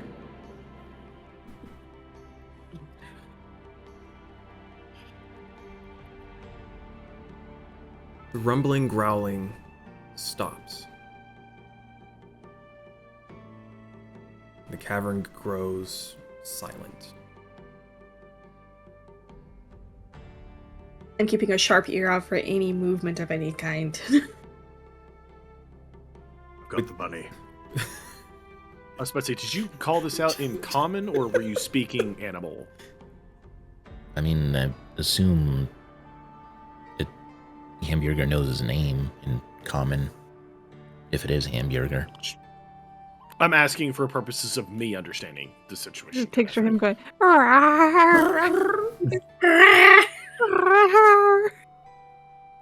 Mariko, with your previous roll of 33, you hear very, very faint scraping sounds. that Which seem to- direction? They're coming from behind you. Riku's gonna tap Pez and gently turn him behind.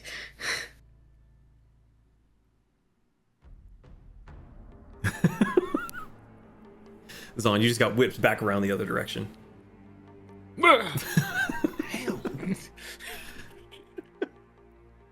You I am all preparing the spell just in case if anything is attacking us. Mariko had heard it first, but as you all hold your breath, as you're waiting for whatever she hears to get closer. Okay, well, except for Lakin, shut up. You all start to hear the faint scratching sounds of claws on stone. They're not big claws, they're just small scraping sounds. And you hear the tiniest little as a small head peeks around the corner from where you had traveled before.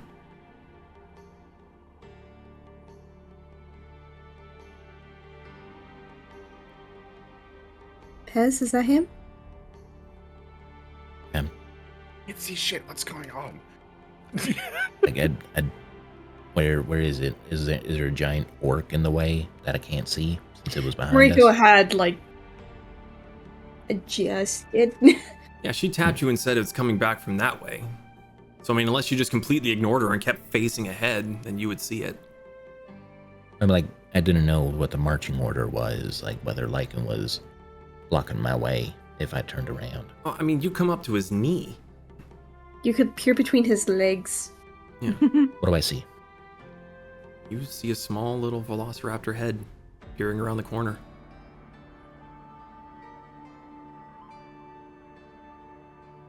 Is it just standing there?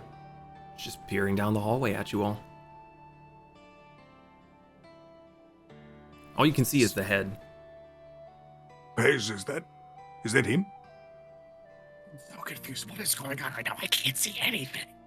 Zon's in pitch black, Come getting whipped on! around in all directions. I am so confused right now. The worst kind of dark ride. Hearing Yeah. Zon's complaints, the creature hops around the corner and starts sprinting towards you all. Just He's skittering. so little. Can I tell if it's threatening or not? Make a perception check. Quickly. They're gonna It's insight running that? at us fast. I guess, yeah, it would be insight, wouldn't it? Insight. Oh, that's the same. Oh, no. 19. 19. It looks excited. Riku's gonna nudge Pez forward. Like, I'm gonna get inviting out of him. the way. Bunny at the ready. Flashbanging. No, no, no. Just wait. Pez is still like just frozen. He doesn't know what to do. Go to him. There's no need with the amount of time that it's taken. It has sprinted down the tunnel and it has pounced directly onto Pez. Just so I need you to make a dexterity saving throw. I would like to cast Speak with Animals, please. Okay. He said, Dex, Dexterity saving throw. none other natural 1 plus 9, so 10. Natural 1, you get completely and totally bowled over. There's feathers and scales, feather scales, feather scales, and you end up on your back and your face is suddenly wet as you were getting licked. I'm Is he gonna being eaten? speak with the Animals to him, like, Hambjerger? Hi. Hello. Miss you. We finally found you! Well, that Wait. was fast. What's happening? It's Hambjerger. Gosh. Wait, Hambjerger, How am I are you supposed to know? I can't see. Zana's completely gotten. He's ignored to be quiet now. You heard a thud, some scuttering, and then just like churring, just a I don't know if it's a chicken. I don't know what's going on. Mariko. What? But I thought the sounds were coming from the other direction. Hold on. Hambjerger, are you the only one in here other than us? Yeah. Yes? wait.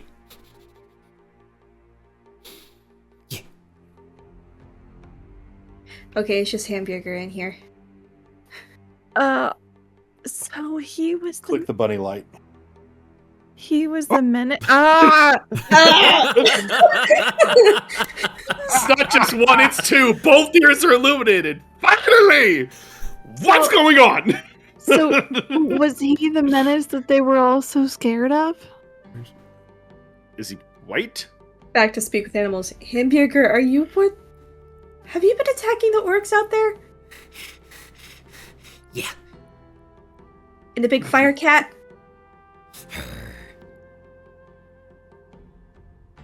Yeah, it was Hambjerger. DM, are his feathers actually white? The feathers are a tannish white. There are some of them that look to be singed. How big is this cat? Were that they? I'm scared of? Let's say, yeah. Are they relatively the same as what Pez found outside? You Can I No. ascertain? they are not the same. The one that Pez and Mariko found were, some of them were bigger than Hambjerger was. What's Pez doing right now? Guys, He hasn't said anything, Yes. so he's still on his back being just loved on. Is he corpse posing? I'm just sobbing quietly. No. And Hamburger's licking up your tears. So, And like, other things. Riku's just gonna gently, like, lightly pat Pez on his arm. He has his emotional support Hamburger back. Ap, ap, ap, ap, ap. He has his emotional support murder hobo. Yeah. Keep in mind, he had a higher KDA than all of you for like a year. it's because I'd go to jail. That's cheating. Riku's now suddenly going to remember the giant ass footprints. Wait. Talk back to Hambjerger in animal speak. Hambjerger, what were those big footprints outside?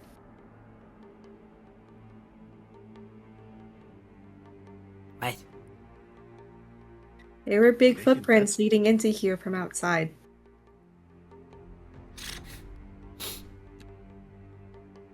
It's just us. Nothing big. Okay. Yeah, Okay. Lakin, those feathers outside are not from Hambjerger. Cast detect magic on Hambjerger. You don't sense anything magical. How big is Hambjerger compared to where he was before? Same size as you remember him being. I am confused. Speaking normal now. Hambjerger says it's just us in here. He doesn't smell anybody else. Maybe those tracks are old. Or, hear me out. When Pez described Hambjerger to us the first time, he described him being physically higher than he was before. There's something that we don't know about Hambjerger yet. I have a feeling we'll be finding out soon. Let's go outside. Yeah. Good bit. Pez, are you able to get up? I get up. Well, Are you done? Oh, Are you done you- crying? you try. I need you to make a athletics check for me.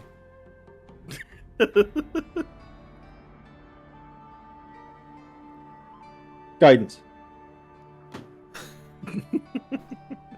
You're trying to. I almost want you to do a dexterity saving throw. As you're trying to like get in between Hambjerger, just like yeah. Just get him on the bottom of the foot. But that's true. That's fair. 5. It's a I rolled struggle. a natural 1. It- Plus 4. Jesus, dude, you're pulling a me. Stop it. My That's athletics my is thing. 0. Hambjerger's making it very difficult for you to stand up. You start to get your balance, and he happy puppies himself onto you and kind of like knocks you over a couple times. It takes you a minute, and eventually you are able to get up, and Hambjerger is just on you like a backpack.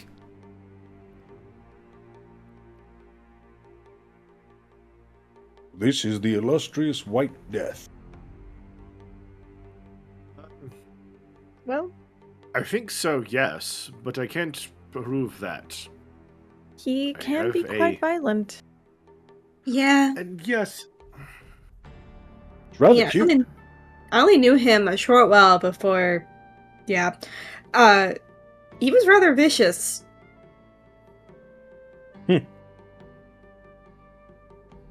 All right, well, let's go outside this cave and hope we don't get ambushed by the Aashkaht. I am prepared to fight a fire cat. I'm just happy to see. Lakin, Yes. your connection with Bronson fades. Oh, shit. What? We need to go, don't we? Bronson died again. Let's go. Oh. Quick. Zon starts running. Oh shit, which way was out? Follow me. I know I saw everything. Sumi, I remember my action directions. dash. Bonus action dash. I'm fucking out of there. Okay. As you all start to haul ass out of the cave, that's where we're going to take a quick little break. So we'll be back here very, very shortly to see what happened. So bathroom breaks, drinks, all around. We'll be back here in just a minute. Don't go too far.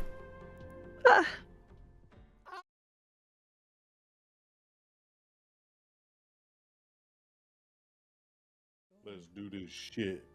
Let's do it. All right. So, Hambjerger was found. Seems incapable of letting go of Pez. And as the discussions of returning to the cart arise, the connection to Bronson is lost. All of the Tempests start to haul ass to get out back to where Cassie was. Kasumi, you were full tilt. Are you continuing that mad dash sprint afterwards, or are you just doing that to get out of the caves and then assess from there? I'm doing that. So, how far away is the entrance of this mine to where we left the cart? A couple 100 feet. Okay. So, once she gets to the mouth of the entrance, she is going to slow down in stealth and see if she can see anything or hear anything significant. You Like a struggle. both. You see trails of smoke, and you see the top of Cassie much higher than before, kind of bobbing and moving and rotating around in the distance. Okay. I'm gonna stealth closer and with Bisaito out. Stealth check for me, please. What is everyone else doing? Are we out of the cave? Kasumi did all of that first because she's much, much faster than the rest of you. So at this point, she's already stealthed and started to move ahead as you guys are exiting the cave. And Kasumi's nowhere to be seen. But the similar sight appears before you. You see plumes of smoke in the distance, and the top of Cassie is kind of moving in a weird sort of way that you hadn't seen her move in before. Kasumi, what's your stealth? 33. Copy? Yes, Lakin.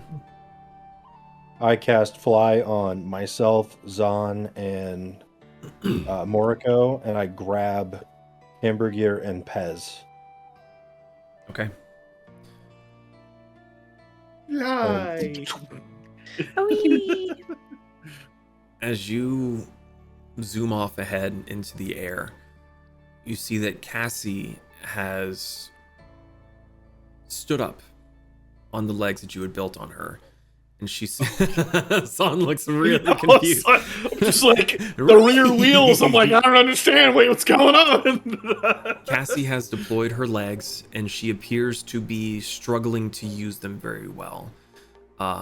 She tries to take a step, and she lists very hard to one side.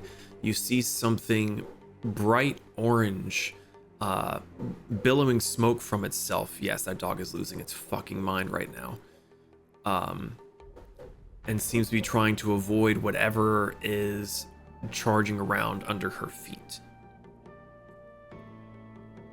So Kasumi, with Kasumi, I was faster. Yeah. Yeah, you're also stealthing and moving slower now. No, I stopped for a second. Shh. You getting a wee bit closer, you start to hear growling sounds. And the heavy thuds of Cassie's many legs stomping into the ground. You're still a little too far away to be able to see what's making these plumes of smoke, but you're starting to hear the sounds of scraping and growling and hissing. So as you are still sneaking closer, Lakin. Okay, let me know when I'm within 120 feet. What's your fly speed? Like 60? 60. Yeah, you're there very, very quickly. It's 12, 18 seconds. Outstanding. Eldridge Blaster! Okay. Okay. Orange Cat, get in the business. I need everybody to roll initiative. Oh. But we could talk to the cat It's attacking Cassie. because it doesn't know what Cassie is.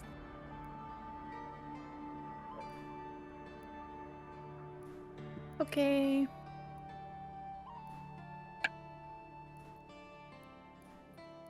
Mm.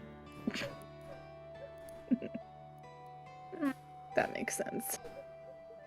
Okay, let's I mean, to be fair, Kasumi, I'm pretty sure you were there before any of us anyway, so I mean... I know. With her having to stealth, that does slow her movement down a little. Which, even with your ability to do bonus action dashing as your full movement, he would still outpace you with flying. With bonus action dashing and dashing? That's 90 feet. How are you stealthing and dashing? Well, no, I stealthed once I got there. Oh, so you got to the site. Yeah, and then Then- stopped. Oh, I'm sorry. I thought that you had gotten out of the cave, then stealthed. Sorry, misunderstood. No, that's why I said, I'm like, she got there first. I'm like, it sounded like she... No, that one's, Yeah, how does that work, one's on bud? me. I misunderstood what the order was there. So, Lakin's still going to Eldritch Blast, I'm assuming. But Kasumi, was there anything that you would have wanted to try to do before that point? Depends on what you do, what I will do. I'm gonna try to do hypnotic pattern. Ooh, okay. So I'm going to cast it near the orange glowing creature, Okay, which I have 120 feet range. you were very much in range. Also, just for flavor, since you are actually up there on it, you can see that some of Cassie's legs are very, very gently flickering with flame. Okay. Not I roaring think- flame, but like... They're anyway. hotter than they need to be. Bingo. Bingo bongo. And since I did stealth beforehand, it has disadvantage on the saving throw. That's not good for me. What do I need to... It's a wisdom saving throw. And I'm basically creating a twisting pattern of like beautiful Wow. glowing lights and colors that are like interweaving. How does a 14 do ya? That fails. Balls. So, on a failed save, the creature becomes charmed for up to a minute. While charmed, the creature is incapacitated and has a speed of 0. The spell ends for an affected creature if it takes any damage, or if someone else uses an action to shake the creature out of its stupor. Well, now seeing that this has happened, I probably wouldn't Eldritch Blast it now, would I?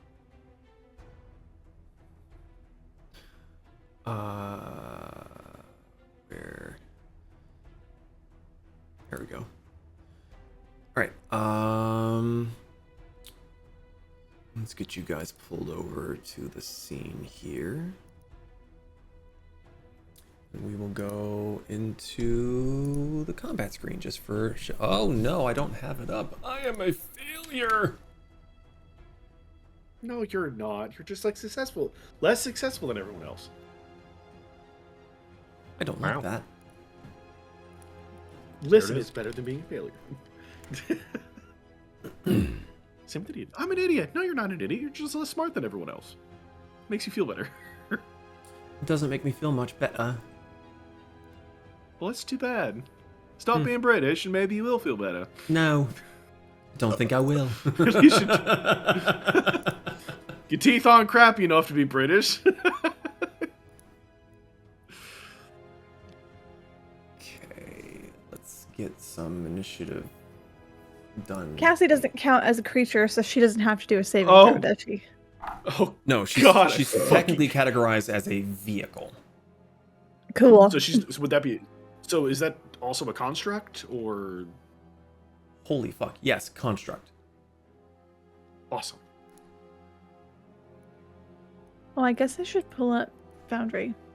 I was about to say, I also Good just job. gotta look at the image of what the house looks like and fuck no, god That's some fucking shit of nightmare. I fuels. forget who generated that, but that looks fucking awesome, and I love you for doing it. I'm pretty sure it was Pez. Mm-hmm. I mean, it looks just like the other image, but like, Jesus Christ, that's horrifying. It's pretty fucking dope, is what it is. I mean, it is cool as shit. Straight up looks like something out of, was it Wild Wild West? Oh yeah, good point. I was thinking Baba Yaga, but a spider, but that's pretty good too. Yeah, the legs straight up remind me of Wild Wild West. Yeah. Like, obviously the card at the top doesn't, but like, damn, dude, it's cool, but fuck no. Welcome to the wild Orc Lands. wicked wild Orc Lands. Wicked wild Orc Lands. All right. Kasumi, what did you roll? 10. Cool. Glad you went Doesn't make first. Lakin? I rolled a 5. 15. Plus Rico. I rolled a 5. Natural 20 plus 2 equals a 22. Woman, relax. Pez. 28. Damn, boy. Who's on? 29. Fuck, guys. That's, Cool. that was what I'm sitting here. I'm like, I don't think anybody's gonna get closer to the Pez. Like 28. I'm Loser. like, fuck. Yeah, never mind. Loser. I found the laser toy for the cat, okay? This Kasumi's just a giant spectral laser pointer. That's pretty much what I'm doing right now. Okay, so setting a few ground rules here as far as combat's going to go, especially considering with Hambjerger and Cassie. It's been a minute since we've had the little feather missile, sorry. Hambjerger is going to be treated as a secondary Pez character, so Pez does not need a bonus action to tell Hambjerger what to do. He just takes his turn immediately after Pez. Cassie, we're going to treat as somewhat of a layer action, so her initiative is going to be at 20. So normally would have been the beginning of the round, but fuck you guys, I guess. She's actually in the middle. It's just fucking wild. And for the most part, I will control Cassie for all intents and purposes, just to kind of keep things scooching, moving along. Especially for this particular instance, since she hasn't had time to really figure things out, it's going to be a lot of moving. So, with that being said, let's get some combat music going here. That's maybe a little bit louder than that. Oh, probably help if I actually pulled that website up, huh? It can be. Okay, so Kasumi, you had the pre-turn attack, and you charmed the beast. So it's now gone, as best as you can tell, full dilation. Like you can't, its eyes are just fathomless black pits as it's just looking around and kind of like just paws on the ground trying to get at these shining, glittering lights. Yes. So with that being said, we are now at the start of the round. That brings us to Zahn. Pez, you are on deck.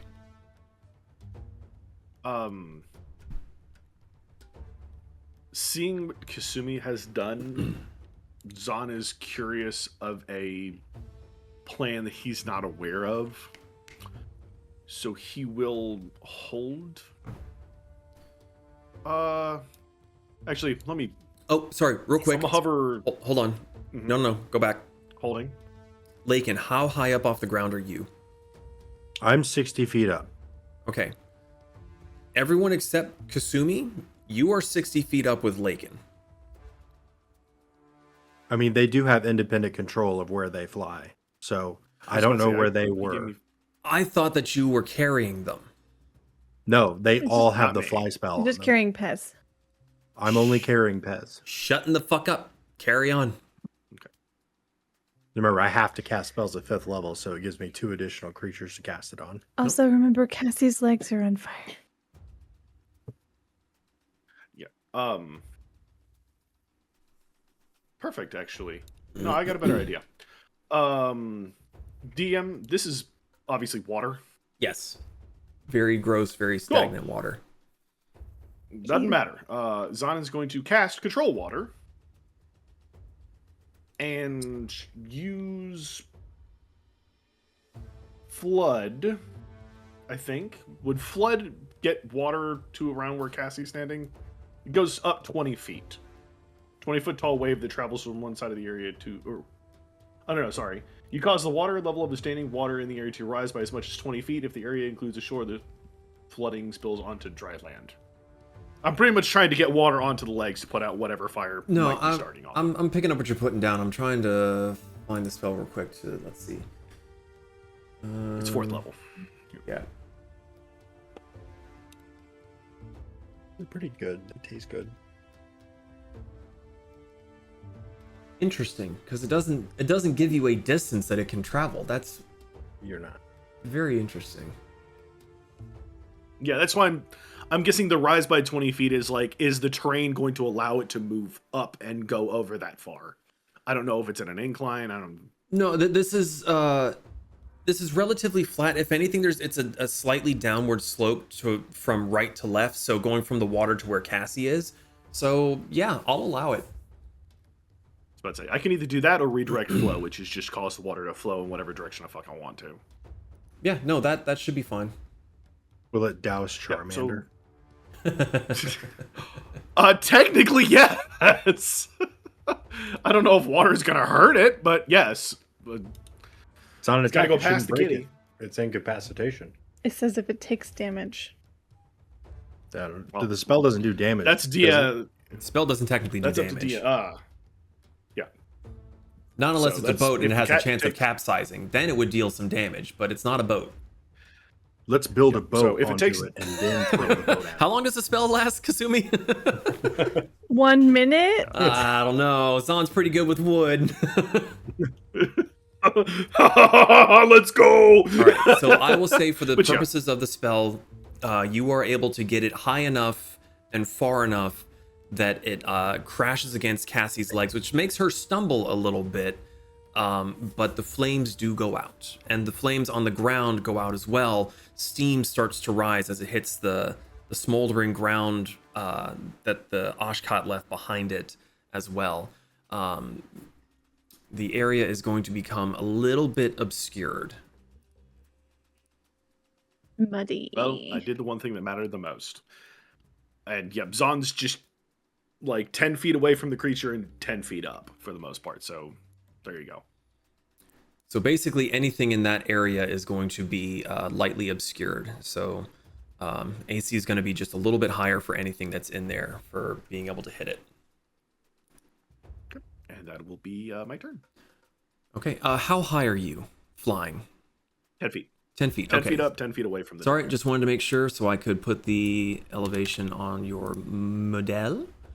All right, that brings us to Pez. And just because my brain's stupid big dumb, Pez is being carried. Correct? Yeah, he's yodeling while yodeling Hambjerger. Okay, got it. Backpackception. Understood. Yep. Pez, Backception. you're up. Mariko, you are on deck. Am I aware of the charm?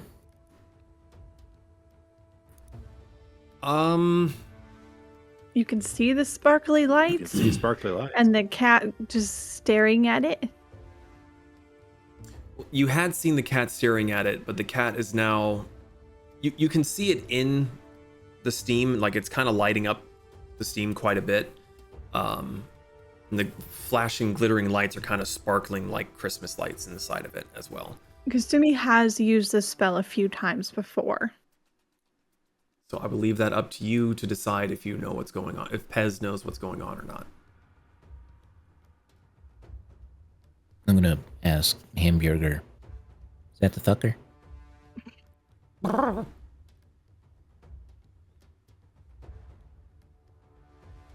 Am I aware of what he can do? What?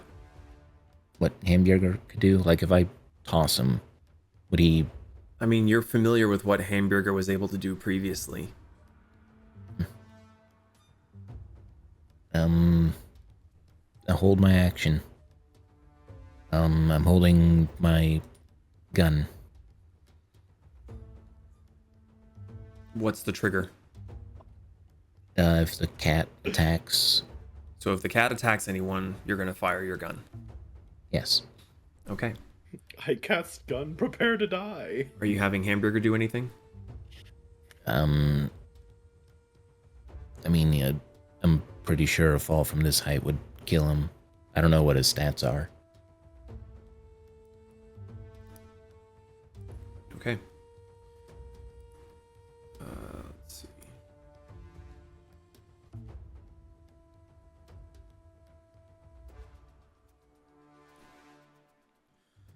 All right.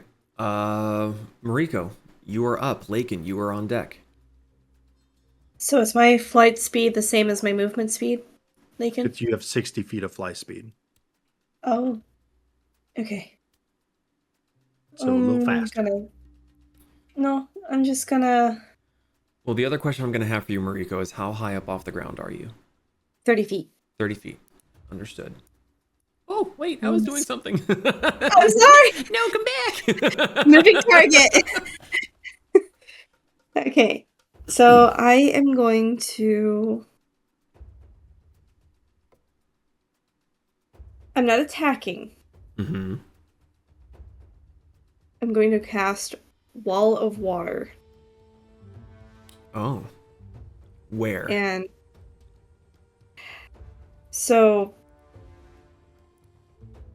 it says I can do a ring wall, like a ringed wall. That's what I'm going to do, so just for simplicity's sake. Trying to get it to Cat was soggy before. Now it's gonna be wet. around the kitty cat. Okay. So it's 20 feet high up. So it's like 20 feet in diameter at most, and 20 feet high up. Okay.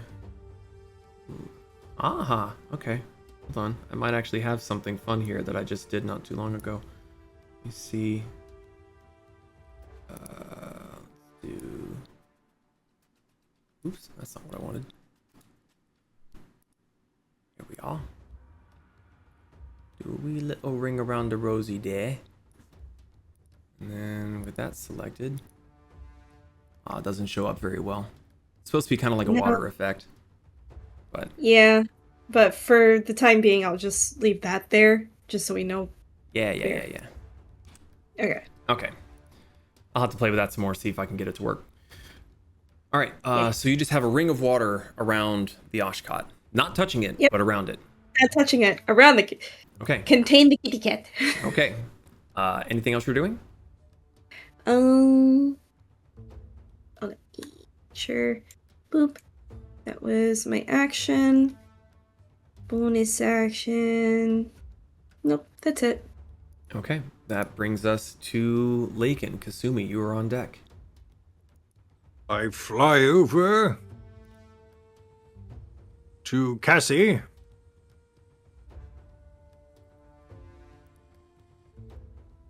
The hell? The creature's in the way.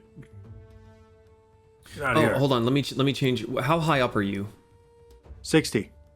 Okay, hang on.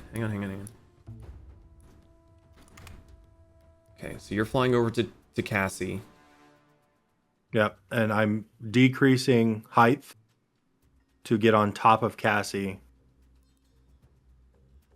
Okay, so you're getting down to about 30 feet. Well, I'm going to land on top of Cassie. Right, I'm putting you at the side because I can't really have you on the model Oh, yeah, itself yeah. because it'll like put you underneath it and some weird shit. So you're just kind of amorphously on Cassie. Yeah, and I let Pez and Hambjerger off on top of Cassie. Okay. Then I'm going to action dash directly above the creature 60 feet. Okay, so we'll put you back at 60. And for the sake of the argument, you're on top of it, but you know, there's limitations I of what I can't can see anything. Oh, that's weird. Yeah, like I can't see the creature. I can't see my party mates. I should be able to see everything. Oh, Kirsten Hill. It's really bizarre. I'm not sure why What's it's a little doing that. L ruler. Yeah, if you deselect him, Yeah, I can see. Well, now I can. it might have something to do with the elevation and such. Let me actually check one thing. Oh, okay. I know why. There's technically rocks there that's supposed to hinder your movement, but since you're flying, you're over top of them, and they're hindering your sight to an extent. I Okay. fixed So it. actually, She fixed it. that's honestly partly my fault. I put the Aashkaht in one of the rocks because I'm super big man, smart man. So let me get you moved back to where you would need to be. And now you should be able to see mostly everything. Okay, and that will be my turn. Okay. Kasumi, do I get to repeat the save or am I just fucked? Nope. So You're fucked. Is your name Kasumi? you're incapacitated, speed 0, and the spell ends for an affected creature if it takes damage or if someone else uses an action to shake the creature. Otherwise, you are stuck in the trance for up to a minute. Cool, I didn't want to have any fun. That brings us back to your turn then, with Zahn on deck. Just a heads up, I did move the wall of water just so it's still around the Yep. kitty cat. Thank you, appreciate it. I moved myself too. Yep. So Kasumi is going to hold her position. Mm-hmm.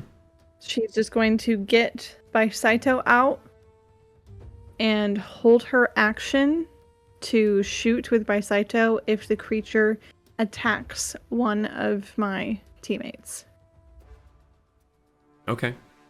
Oh, And that's my actually, turn. I forgot, since it was Cassie's turn, I kind of skipped over her. We're going to have her move 10, 15. Actually, no. 10, 15, 20. Whoop. Ma'am? Oh, Hold. I'm fixing it. I hate that that's on by default. There we go. Okay. So your vision of the Aashkaht is fairly obscured, but you can kind of tell just from where everyone is sort of standing around that you can roughly tell where it is. All right. Yep. Well, that brings us back to the top of the round. Zahn, you're up. Pez, you are on deck. Sandra's just, are we waiting for something? Can we kill this thing? No! What are we waiting for then? Answer. Just scream no. I didn't know how many words I could have to answer. Yeah, DM, I'll use my action to just try to figure out what the fuck is going on, if that's permissible. Am I allowed to respond?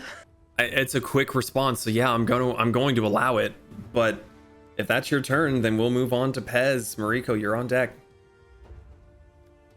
Okay. So, am I on top of the cart now? You're on top of the cart.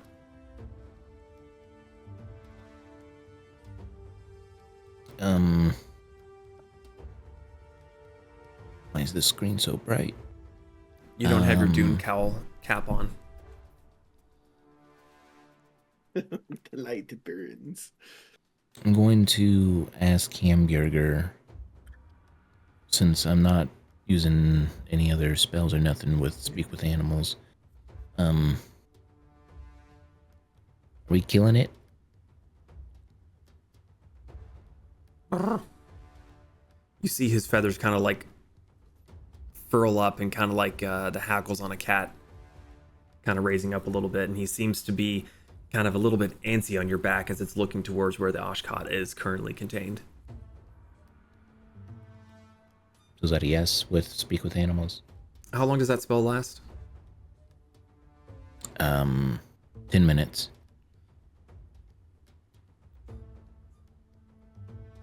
We could kill it. We could kill it. Kill it.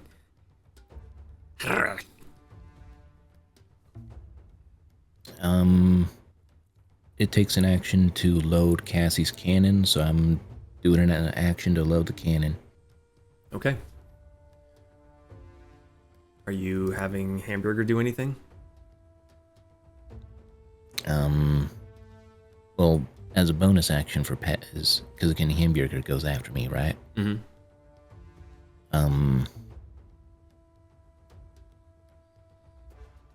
I had a bonus action prepared, but bonus action, plop my butt in the cannon and aim. Okay, is Hambjerger doing anything? Well, that's Pez's turn, so now it's Hambjerger's turn. I guess he's just gonna wait until anyone else. He's holding an attack. Again, I have no stats for him. You have Hambjerger stats. I deleted him a while ago because he was dead. Okay. Oh, there he is. Is he still AC 16, HP 48, everything like that? Yeah. Okay. Yeah, he's holding an action. Okay.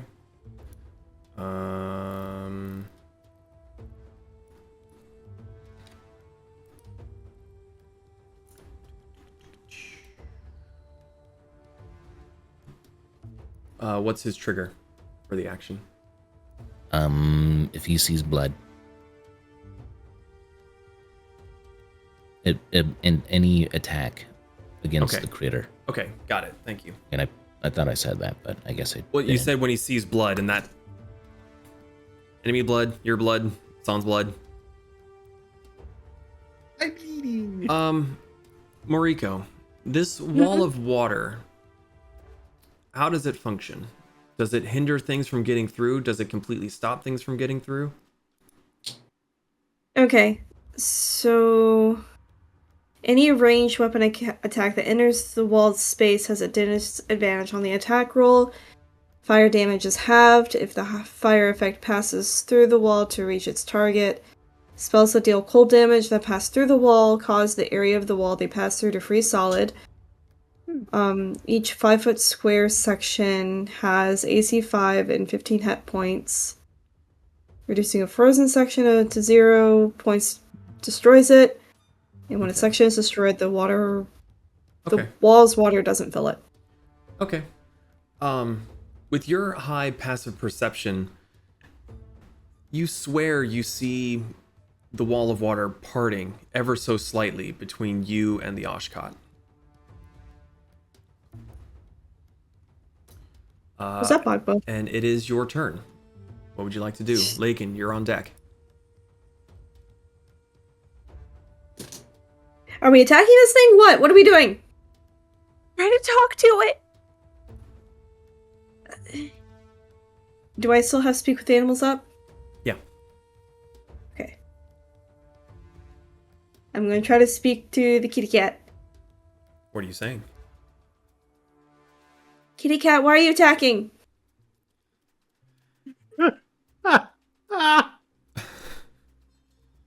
Why you bite? Why? Kitty cat, why bite? Go Bye to bye. Swaddle Jail. Bad kitty. Go to cuddle jail. You hear an annoyed snarling sound as there's not a whole lot of conversation happening. It seems to be the disjointed there, over there. It's moved. As it's just sort of spinning in a circle, swatting and batting at these lights that Kasumi has produced. It doesn't seem to be in a conversational mood. It won't talk because of the pretty lights.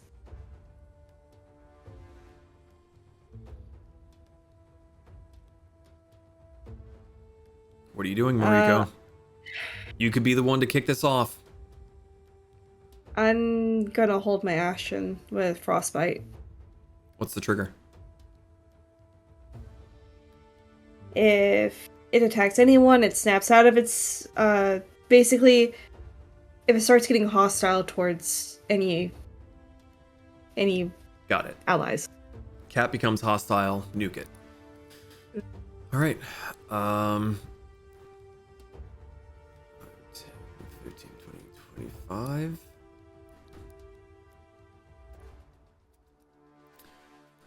All right, Lakin, you are up. Kasumi, you are on deck. This is big. I have scarlet energy in my hand. If no one has a better idea, I'm going to drop the hammer on this thing.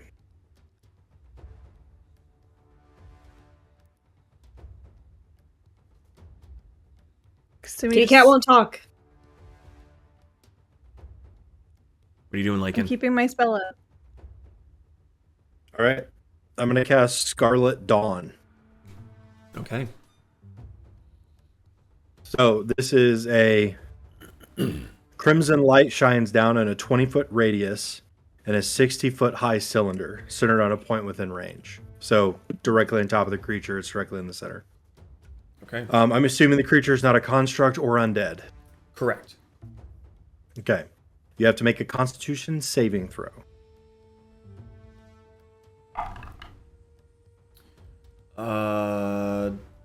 26. 26. You succeed, so you take half. Okay.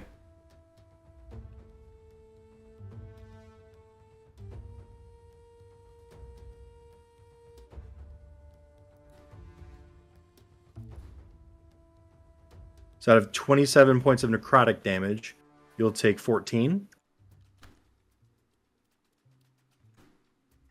Okay. And the beam persists in this spot. And I haven't taken any damage, but it would heal me or any undead creatures. And I would say, This beam harms all. What's the radius of the beam again? 20 feet. It should fit perfectly on top of the water. Yeah, just making sure that I didn't need to make another circle. Nope. Perfect. So you didn't have to. Okay. You said it was 60 feet in height, so you're like Yep. tiptoeing on it. Ooh. Yeah. Well, it can't hurt me. Oh, right. Okay, that makes sense. All right.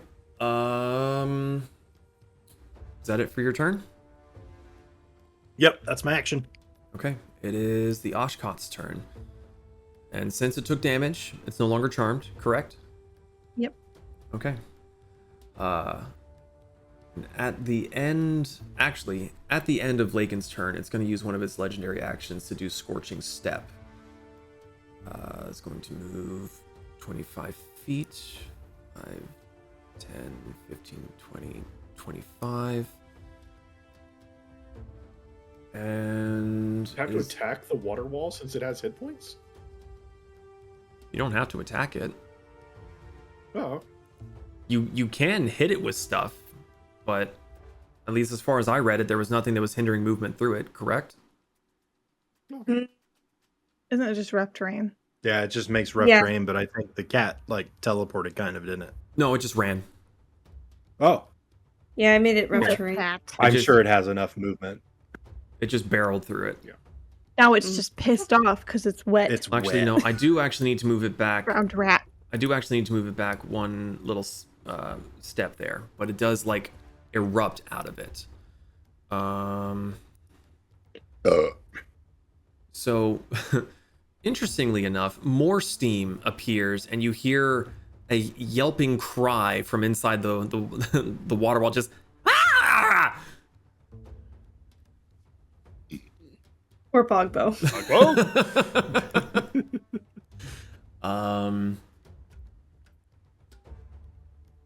Let's see. Okay. Wait, hearing Bogbo shout, would that be taking my held action as the kitty cat got aggressive? Oh, that's semantics right there, is it? By technicality. I mean, I did drop a death laser on it.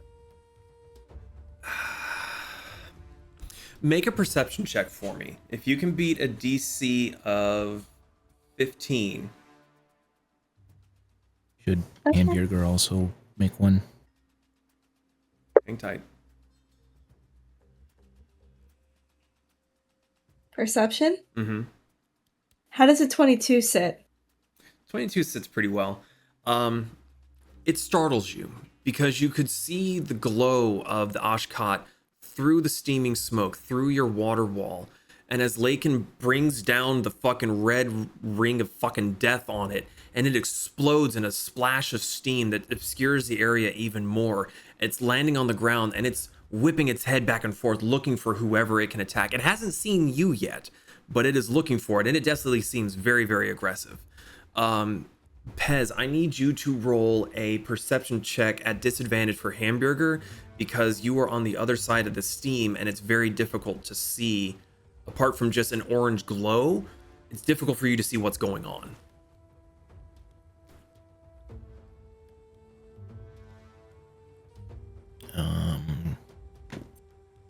Is that disadvantage? Disadvantage. 2 8s, 16. 16. You heard a shrill, girly goblin cry. I'll allow it if you think Hambjerger would hear that screech and think it's go time. Eat him. For the sake of it being a reaction, I'm only going to let him do his movement.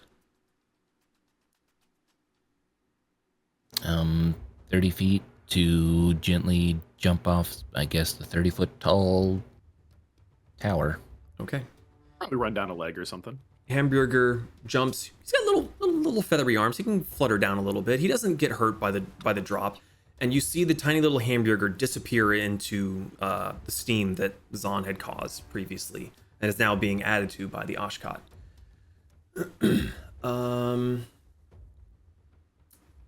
Let's see. So Mariko, sorry, back to you. Yes, it does sound aggressive.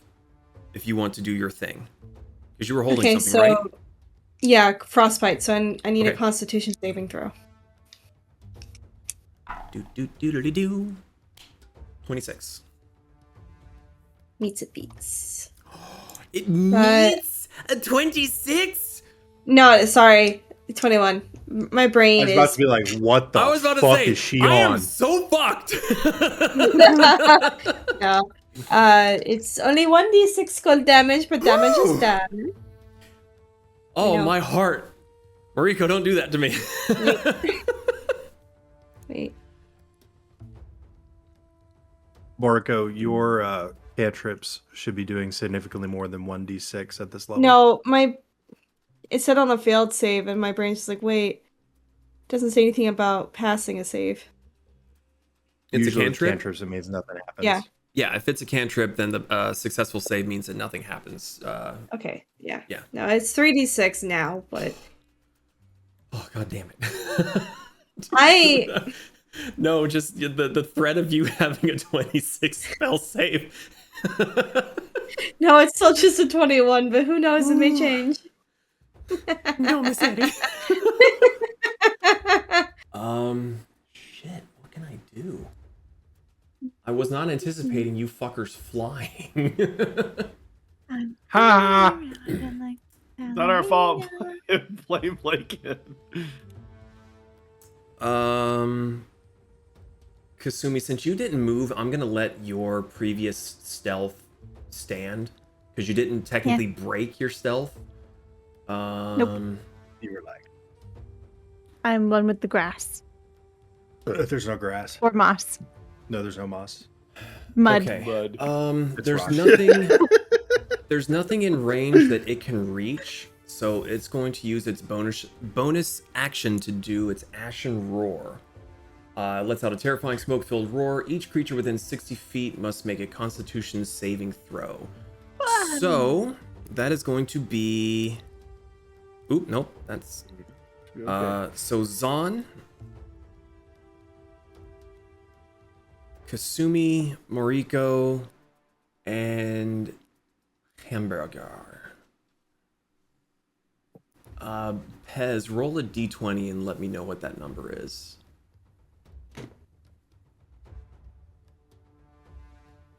Uh, 20. Natural 20? Yeah. Hell yes. the window. Okay. Yeah. Cool. All right. Then what did I need to roll for Hambjerger? Well, that was the roll for Hambjerger. Oh, okay. There you go, Pez. Fuck yeah. All right. Zahn, what did you roll?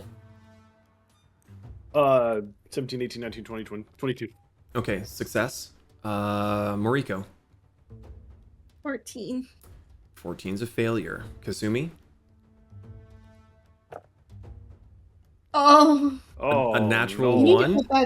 need to put that dice in jail. Yeah. Okay. Do I need to buy you a dice jail like Ian? So Yeah. No. the two of you are incapacitated until the end of your next turn, which means Sweet. Moriko, you are falling.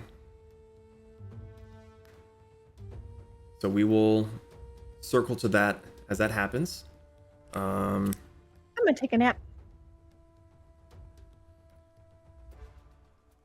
So it lets out this roar and smoke just erupts in an explosion around it, hitting you just dead in the chest. And the shock is enough to make you black out for just a few seconds. But that is all that it's going to do on its turn for now. So that brings us to Kasumi, which unfortunately you I'm were taking a nap. You're incapacitated, but at the end of your turn, you wake up and you are prone. Yeah. That brings us to Zahn. You see it start to like hunch up and rear its head back, and you are just able to cover your ears enough to avoid the roar that hits you. It still smacks you in the chest and just kind of gives you that thud, but you are okay. So what would you like to do? Pez, you are on deck. Zahn will bonus action cast Spirit Shroud on himself. Okay. Move. Oh God, why are you doing this? I don't know why he keeps having me do that. Just gonna move 10 feet away from Kitty. No, you're still 10 feet attack. up. Just 10 feet up, 10 feet just away. making sure. Yeah, I have a melee range of 10 feet.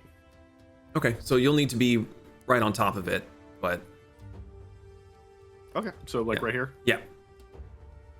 Okay. Yeah. Then Yeah.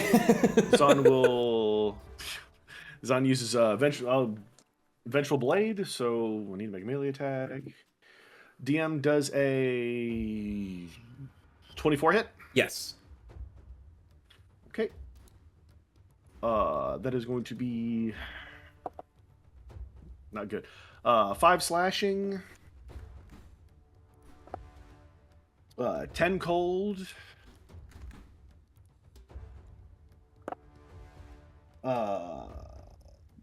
12 necrotic. Oh, that 8 cold. And oh god, that just got upgraded to and 7 thunder damage. Okay. And if it attacks, it will take additional damage. Or cast Okay. a spell. If it does anything hostile, it's gonna take damage. Got it. also, since Mariko is incapacitated, the wall of water is gone. Copy that. You lose concentration on the wall of water. Okay. I didn't delete it just because Lakin was also doing it for that Scarlet Oh thing. shit. My bad. You're right. No, the Scarlet thing is instantaneous and just ends on my next turn, so it's good to be gone. Oh. It's Okay. good to be gone. Copy. Zahn, anything else? I'm done. Good. Okay. It is going to use 2 of its legendary actions to hit you with a flame lash. So I need you to make a dexterity saving throw.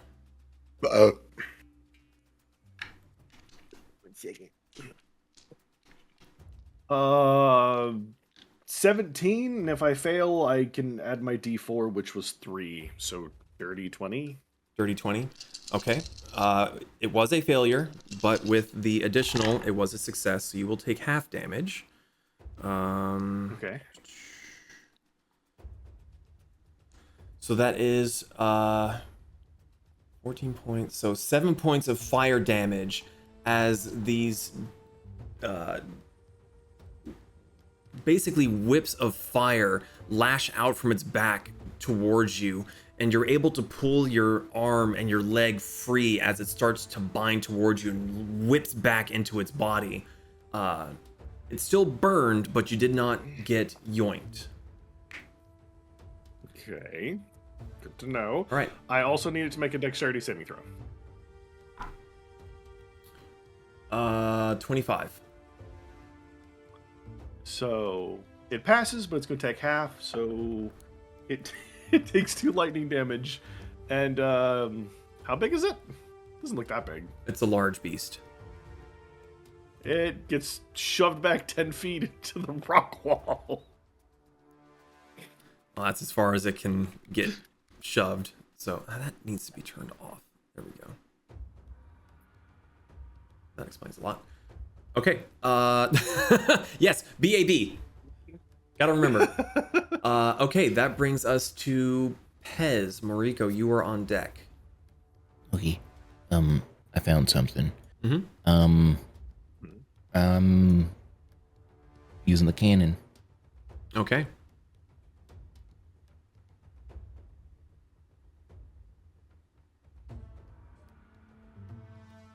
Where'd I put it? Also, Inventory. means he found the alien. Oh, did you? He circled it on the map. Who found it? Pez. Oh, nice. You have inspiration for this battle, sir. Hooray. Oh, clever. Plus 8 to hit. Clever girl. Sorry about that, Shane. I forgot to move that around. I need that plus 8. That would be 20, not nat. That hits. Hell yeah. 4d10. Even with the obscured vision, it still hits. So yeah.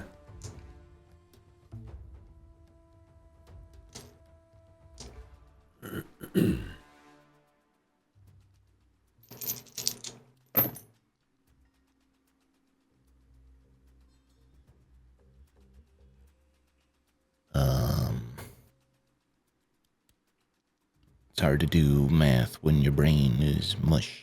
Mm-hmm. Feel you. 26 damage. Damn. Piercing damage. Yeah. Nice. Damn. So, Zahn, as you rip your arm out of its grasp and it gets shoved away, it turns and looks up and starts snarling at you. You hear a as something just goes whizzing past, leaving little vortex trails through the steam you'd made before, as it just smashes into the side of the Aashkaht from the cart's direction. And you can see the top of Cassie over the steam kind of wiggling into place, like trying to readjust from the recoil slightly. All right. That was awesome, but be careful. I'm trying to draw its attention away because I see a flying pink thing not flying no more. All right. Anything else you'd like to do on your turn, sir? It'll require another action to reload the cannon, so Pez is just vibing. Okay. Erg. Hambjerger still going full tilt? He's going to hold position at the edge of the fog. Okay.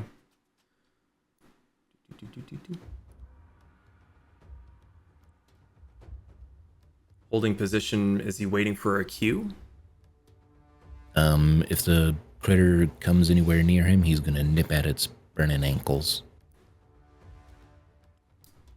Okay.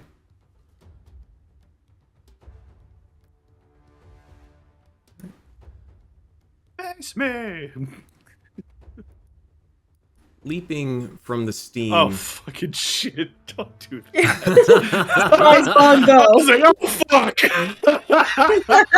Leaping out of the Scared the steam. shit out of me. Snarling and hissing is an enraged Bogbo who seems to have singed clothing as he Second degree burns. as he leaps through the two rocks and just goes diving towards the Aashkaht. Let's get Jesus him. Christ. Sorry, were you not Wait, you thought it was gonna be expecting another- that? You think it's gonna be another It's enemy? not that it was. I literally was just like, oh, fuck me. God damn it. It's like, yes. It was more all less. I'm like, fuck.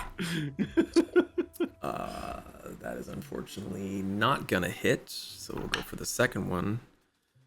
That one does hit, so that's... So he comes leaping out of the steam, and the Aashkaht kind of dodges to the side, but with his second dagger, he managed to get it partially on the leg. It's gonna be 8 points of damage, psychic damage. Then he's just gonna try to move. That's about as far as he can get without entering its space. And he's gonna pump in a Fury the Small into that as well. So I love goblins. I don't know what that is. Fury the Small. When you damage a creature whose size is larger than you with an attack or spell, you deal an extra +5 damage. Oh, pretty fucking awesome. So basically, I'm mad that I'm small. Fuck you, biggin. Nyeh. Easier to go for the kneecaps. Nico. Nico, kneecaps. All right, so Mariko, you wake up on your back, having taken 6 points of bludgeoning damage. The wind got knocked out of you, but you're alive, and there's a snarling, roaring, flaming kitty right in front of you that seems to be whipping around, sending embers flying here and there, lighting up the midday area. That seems to be getting darker and dimmer as the fight's going on. There's just smoke and steam that's just sort of hanging around in a haze in this little area. Hey, What would you like to do? wasn't that my turn? Like me falling because I was incapacitated? Yes, no, I'm sorry. You're right. I'm sorry. I got you. I'm the big dumb. Cassie's gonna stay put. Lakin, you're up. Kasumi, you're on deck. How tall is the rock just to the south of Morocco? 10, 15 feet. 10, 15 feet. Okay, superhero land. Oh, sorry. I'll need to... No, bad for No, your go ahead. knees. I can't move my token. Yeah, sorry. It's the terrain thing. You're going here? Yep, I Okay. land right next to Morocco. I grab her hand, and a bolt of lightning strikes where we once were, and both of us teleport to the top of this rock. Okay. And Marika's just trying to get the wind back in her lungs because I've had the wind knocked out of me before, and that shit sucks. You need to make a Constitution saving throw, DM, because that was Constitution Thunder Step. saving throw. Oh, I was wondering what the lightning flavor was. 29. You'll take half. I'll take half. I will gladly take half. You take 14 points of thunder damage. Okay. And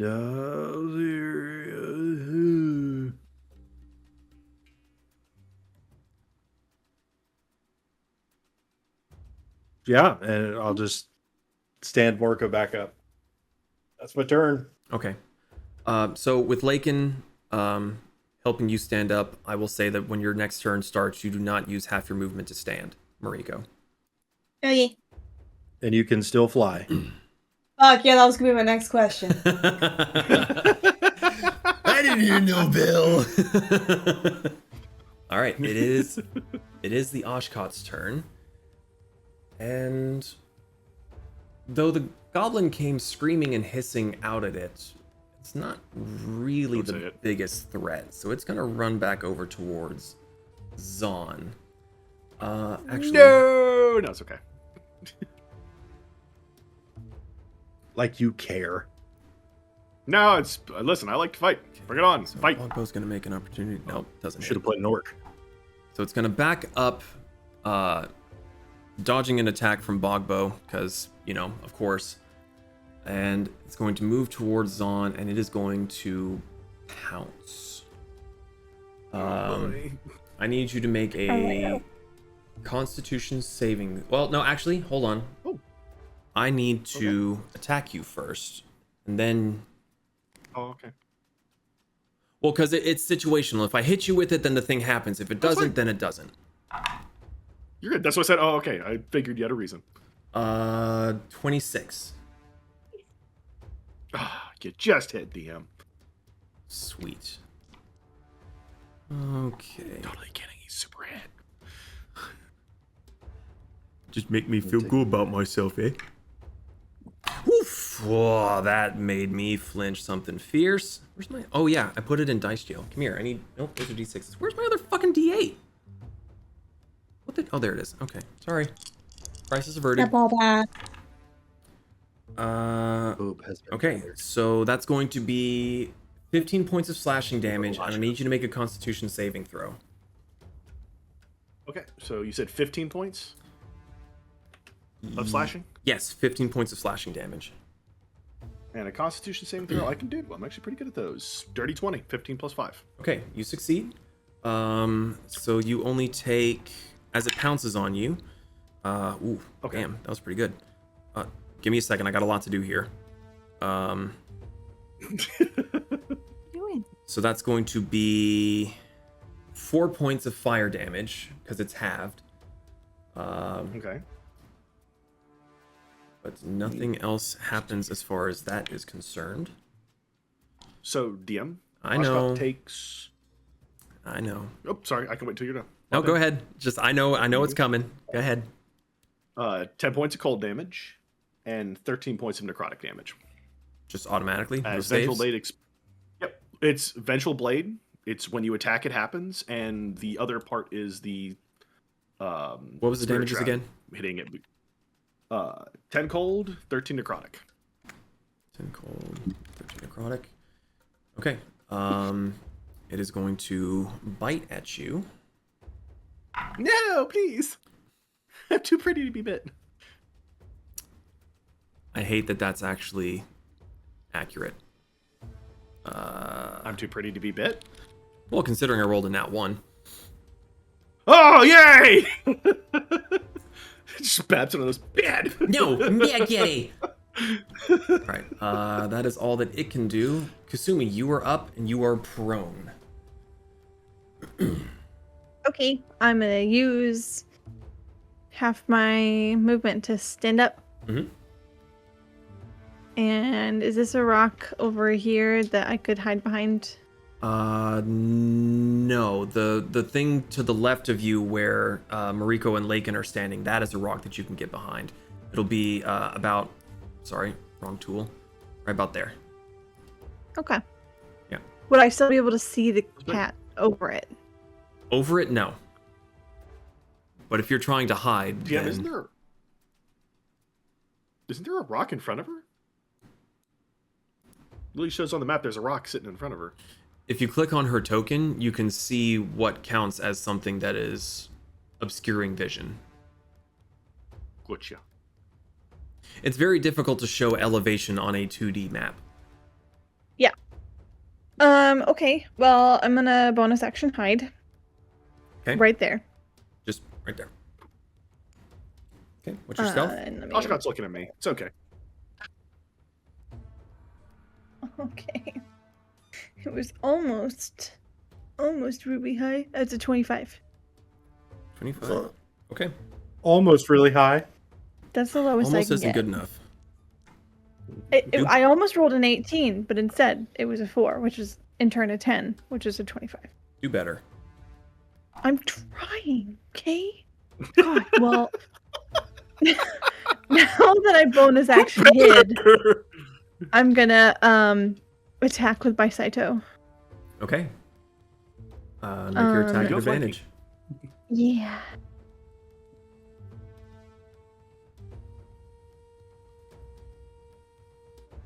Okay. 22. Let me actually check something here real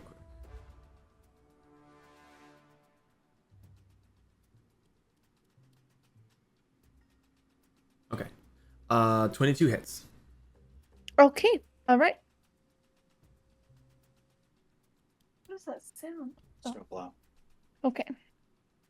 All right. So that is 12 points of piercing damage. And then you get my poison die. 4 points of poison. Here comes the sneak attack. Oh, that was actually kind of low. Here comes the boom. Actually, hold up. So it was 9. I'm trying to check to see, did I take Piercer? It's been a minute, so I'm triple checking. It makes me nervous when Mariko measures. What? Would you what me? What? What'd I do? I'm just a baby. Just baby. Okay, so that is 19 points for sneak attack damage. Nice. Okay. That was really low. That was a lot of 1s and 2s. Just means I get more turns. Sure. She's gonna end up buying you just like 17 sets of dice, so you can actually roll And that then- physically. I'm gonna go here. Okay, it won't let me go. Okay, Got I'm it, gonna go yeah. there. Alright, that's my turn.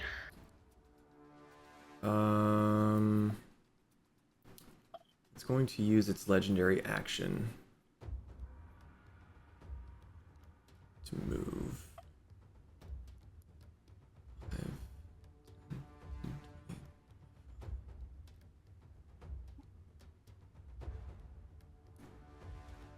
Oops. Oh, there's some lady working out My in face. Pilates gear on the stream.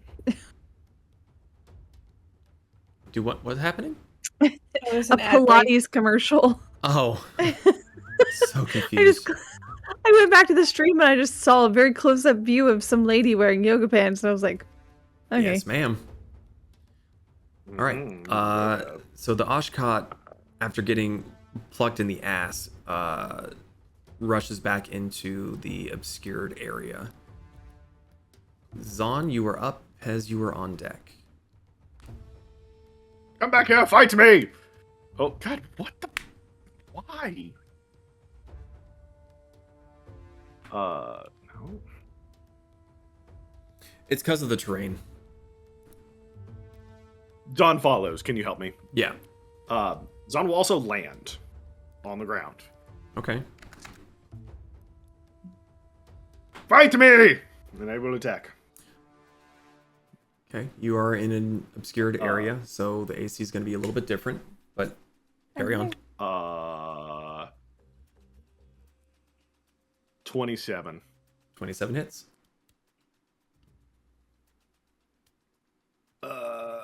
That's going to be 6 points of magical slashing, or yeah, slashing.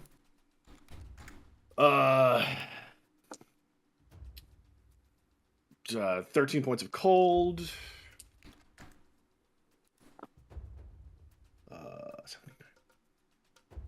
15 points of necrotic. How many? 15. Thank you.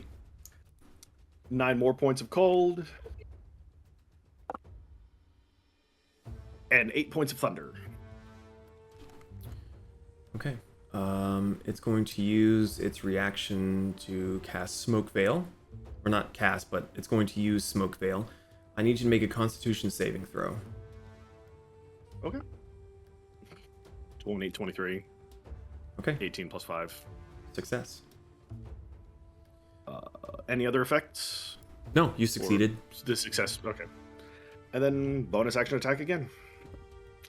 Literally rolled a 17 plus 9. That hits. Thank you. 8 slashing. 8 cold. And 7, 8, and 11 more cold, and that's it. Okay, it's looking Yeah, 'cause that pretty can only rough. happen once. Pez, you're up. Mariko, you're on deck. Fight with me, Hambjerger! I You don't know can't who's see there. shit. No, you cannot. Um, You see a glow. Well, I want to see shit. So, I'm gonna cast Wind Wall. Oh, Interesting. Goodbye, Steam. okay. Yeah, I'm blowing that shit away. So it is. Stupid for not trying. I need the critter to do a strength saving throw. 16, please. Is that everybody or just friendlies?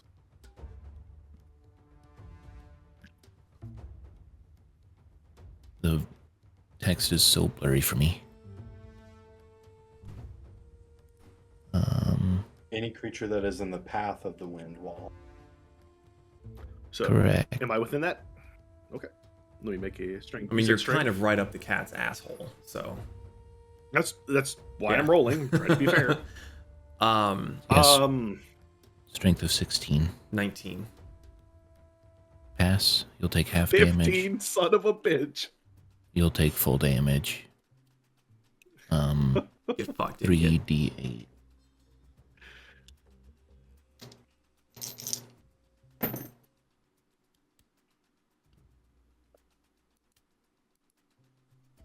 Um, 18 damage. Is it force? Like bludgeoning? Bludgeoning. Okay. You said 18? Correct. Okay. So there is no smoke, there is no steam, there is no nothing. There is no war in Ba Sing Se. Having sent Hambjerger into the steam and told to wait, as the steam dissipates,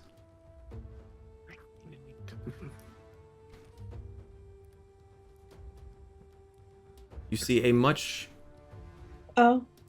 larger Hambjerger looming Apache hamburger. in the space that Why'd you fight? had once been there.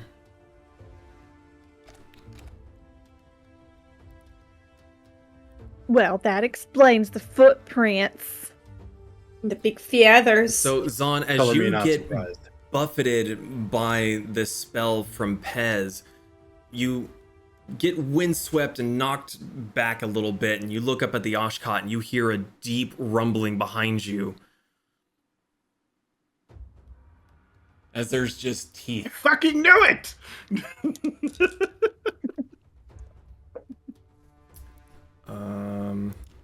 You rolling? Zahn looks at Pez, or I'm sorry, looks at Hamburger, brushes himself off. But have at it. Oh. Sorry, Pez. Flashbangs you with the character Okay. sheet.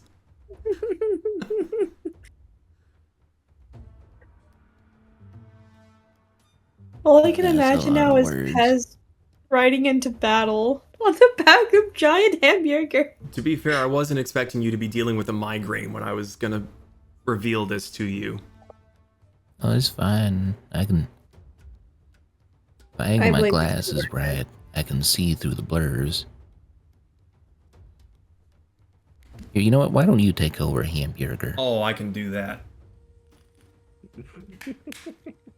So as the steam gets brushed away, Hambjerger sees the creature that it's been fighting with for weeks and months, and it's finally limping. And Zahn gives the... So, in his enraged state, he somewhat stops listening to Pez's initial instructions, and he just hops right on in.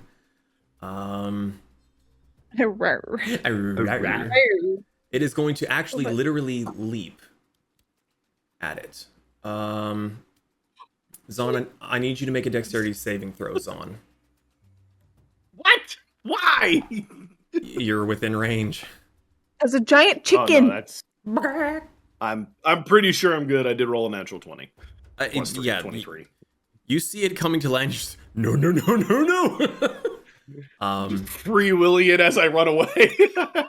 So it does also succeed. However, you will still take damage from it. So Actually, DM, silvery barbs.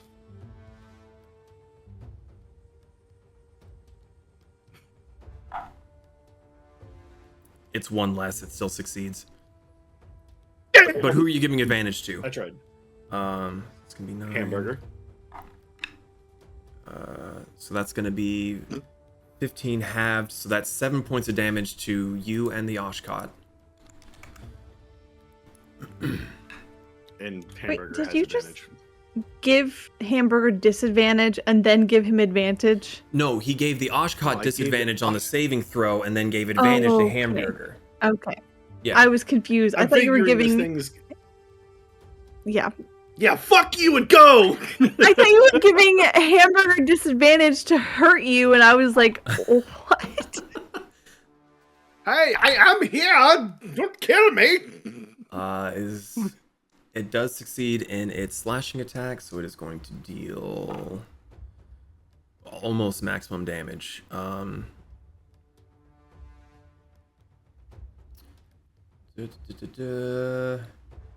30 points of slashing damage. It is looking really, really rough, but that is all that it is able to do. That is all that Hambjerger is currently able to do. So, that brings us back to Bogbo. Let's see. You know what? No. He's going to use his bonus action, and... well, fuck. Hide. Well, actually, no, that was just... no. So he's on the other side of the rocks, and he hears and sees the smashing creature, so he takes one of his daggers, chucks it over there, and Zon, you hear a little... as Bogbo just appears right beside you. Hey! And then he there you stabs are. at the cat.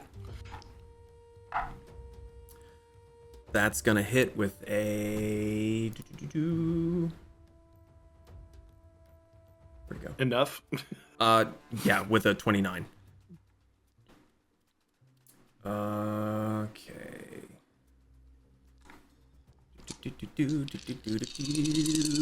Wait, how many does he get? Hold, please.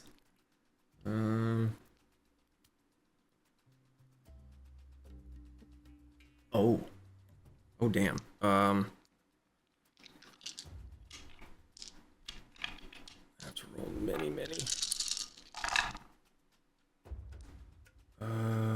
Jesus, fuck. 10, 20, 25.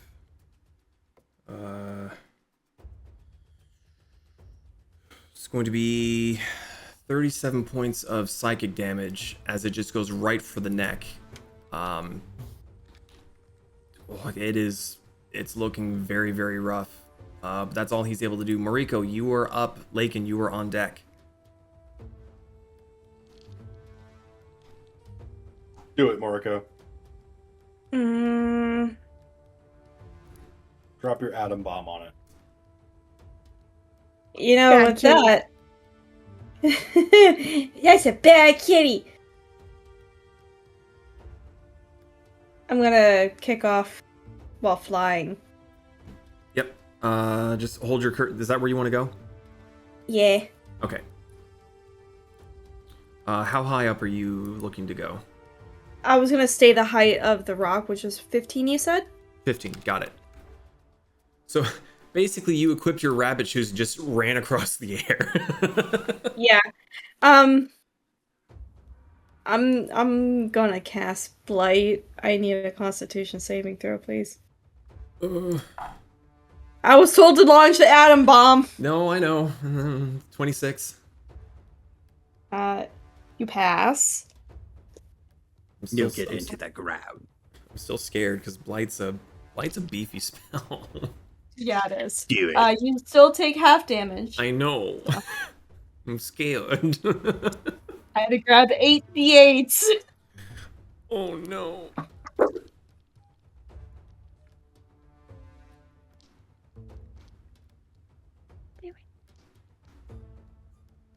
Spell.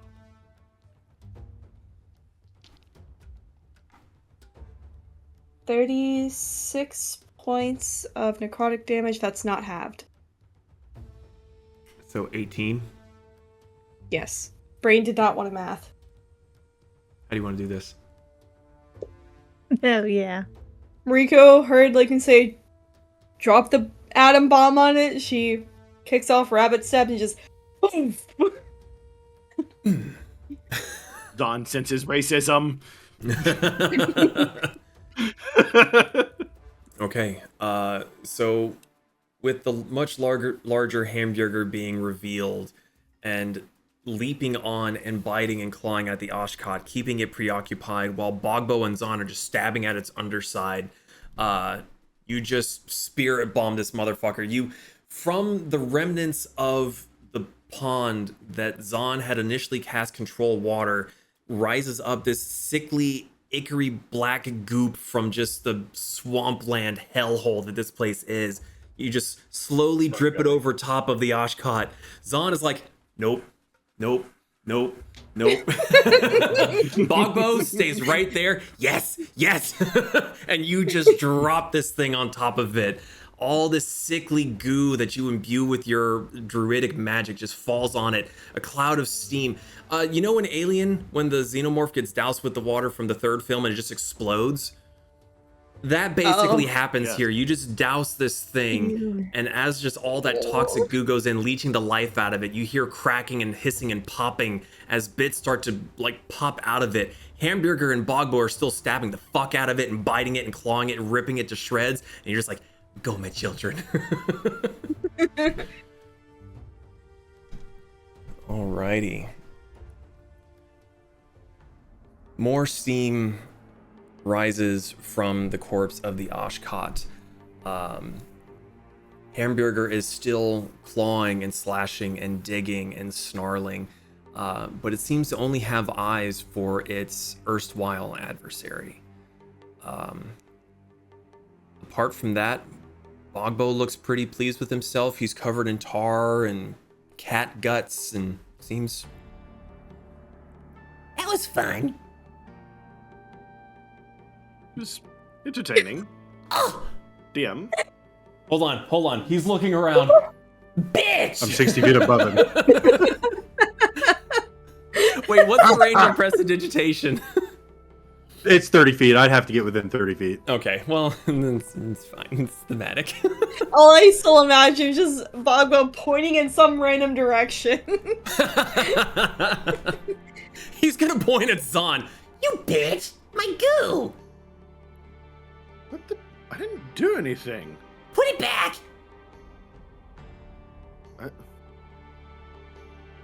Where do your daggers go? Kasumi grabs a handful of dirt and throws it at him. Thank Rico's going to get back down to the ground. Sees Hambjerger still going. Pez, might want to call off Hambjerger. Hambjerger. I'd whistle because I can't whistle. He kind of looks once more down where the Aashkaht was, stomps his foot, does a little but then he starts lumbering back towards the cart, and about halfway there he starts to shrink back down until he's just a little tiny Hambjerger once more. Zahn looks back at Lakin. Told ya! I know, right? Is it crazy? That being said, DM Zahn wants to take one of the fire cat's toe claw things as a trophy. Make an investigation check for me. I will would make like an to investigation check for you. One of its twofers. I will let you either do one 14. investigation check yourself or give Zahn advantage, however you want to handle that. Zahn, you get advantage and guidance. What's the Does the guidance kitty again? cat still D4? have its face? D4 on it. Well, that's much better. I'll get to you in a second, Mariko. Let me figure these guys out real quick. 24. 19 plus 1 from my intellect and 4 from guidance. You Thank you find for that. you find several claws and teeth. Many of them have already splintered from the heat dissipation, but there's enough to get some pretty decent trophies. Mariko, you were saying? Yes, indeed. I just wanted to see if the kitty cat still had its face, like,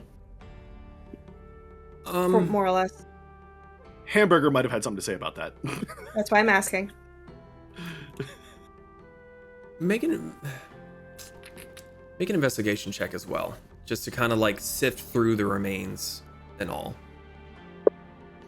Because you're kind of sifting through a whole body's worth of ash and viscera. 17.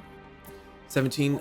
You can find a partial face, like the right, like was stomped off of it, and it's very goopy and wet and messy.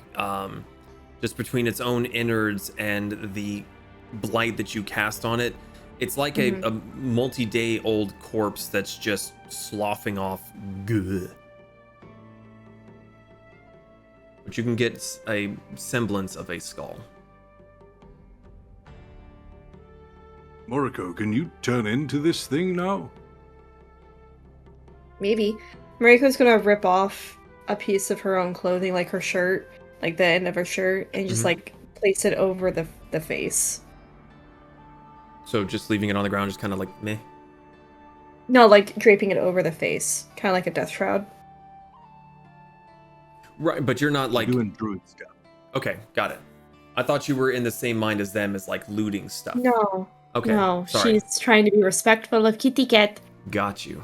Misunderstood the assignment. Kasumi is standing a little off the distance with a kind of disgusted look on her face. As she watches them hack off claws and teeth. I just wanted one claw. What's the problem? She let the boys finish what they were doing before she did the death shroud. Copy. Yeah, damn, how big would you say a claw would be? 4 inches, 5 inches? I mean, it was a large creature. Half a foot. Mariko, just for your own knowledge, because if I'm not mistaken, druids' wild shapes are based on challenge rating. This challenge rating was 18. So if that is something that you can do... No. Okay. My cap right now is 5. Okay. Keep that in your back pocket, though.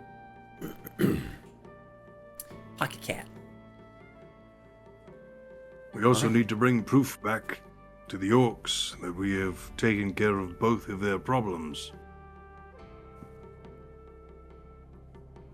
I can The get more feathers claws. will do well as a trophy for the White Death kill.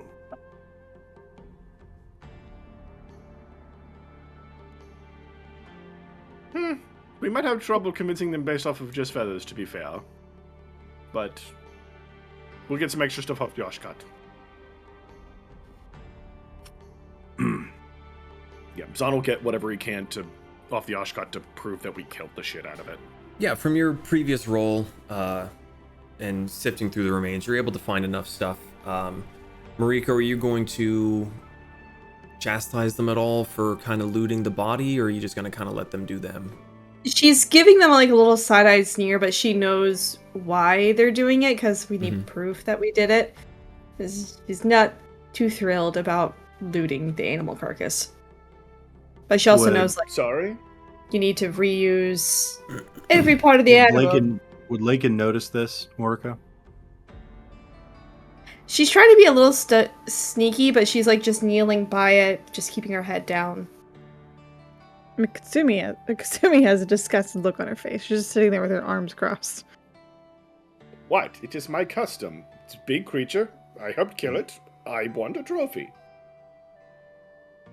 You don't have to give me that look, Kasumi. I just, the thought of someone doing something like this to me after I passed away is a bit disturbing. Well, to be fair, I wouldn't take a finger or anything. I'd probably just take, the valuables off of you. Not that I would ever do that. You remember that I am a fox, right?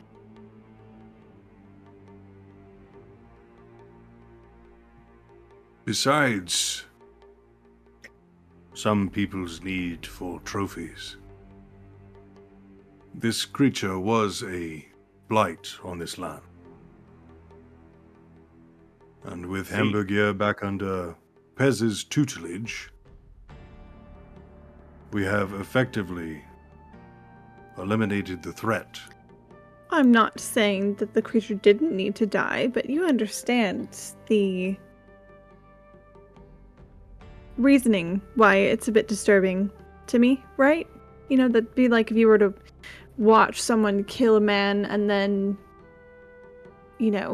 right after he's dead, they start hacking off fingers and toes. Or, in Zahn's case, they could be taking their feet. Yeah, you didn't have a problem when Vanera had a lucky rabbit's foot. It was not my foot, but also I didn't watch them actively take it from a deceased carcass. That's... I'm just saying it's disturbing. That's all I'm Can we saying. just finish and go, please? Yes, I agree.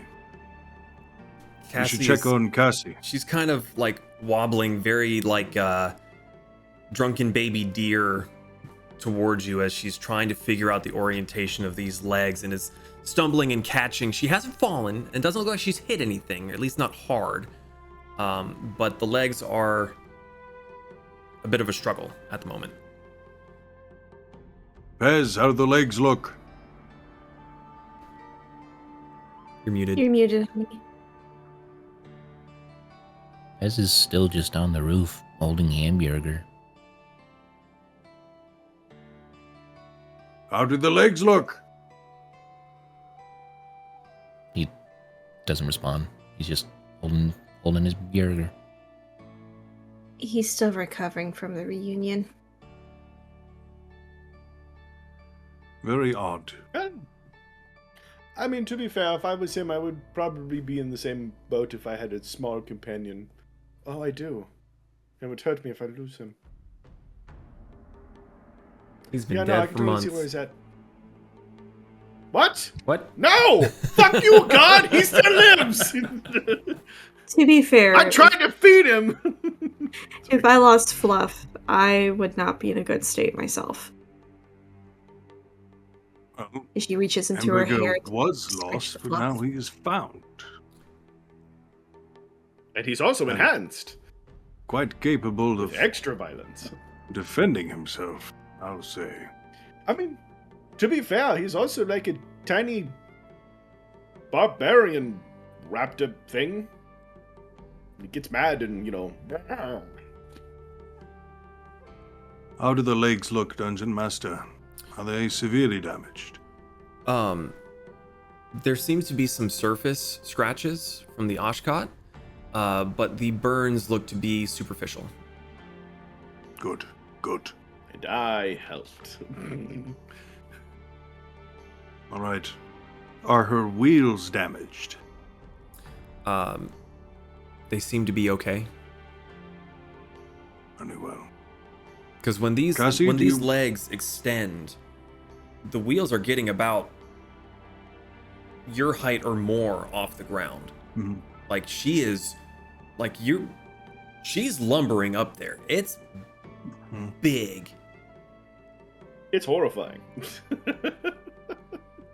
Cassie, do you want to walk or do you want to roll? I'll roll for a bit. Very well. You did very Yeah. well. I stayed quiet. Then it killed your little thing. I think I stepped on it. It's all right. He didn't feel it. I didn't either. See? You understand. Yeah. All right, everybody, Cassie, as load much as- up. Cassie, to be fair, though, you should probably practice... Oh, God, I can't believe I'm about to say this. You should probably practice with those legs more. Okay. But she lowers herself down enough so that you all are able to get back in. The legs get tucked away. Yeah. What's the plan? Rico's up on Head top back of to things. the tribe. Okay, Mariko's on top. Lakin, what'd you say? I'll teleport up to the top. Okay. We should probably head back towards the tribes. Let them know that their area is safe and the mine is open again. And that we are better than them in every way, shape, and form? Yes, we should. This will bring a good opportunity for trade and having the more intelligent individuals of the Orc Lands as ally. Oh, Bogbo, What? how are you faring? You alright? I'm clean. I mean, hearty-wise, you aren't too hurt, are you?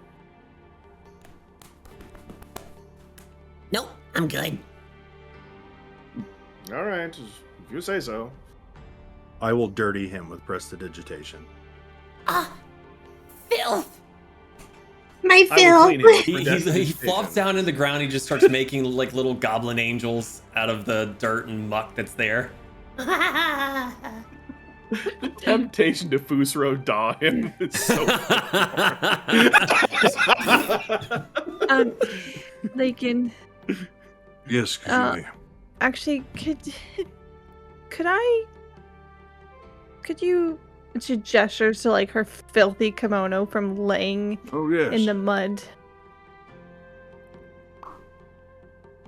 She immediately like lets out a sigh of relief. She's like, oh, "Okay, I'm going in the cart."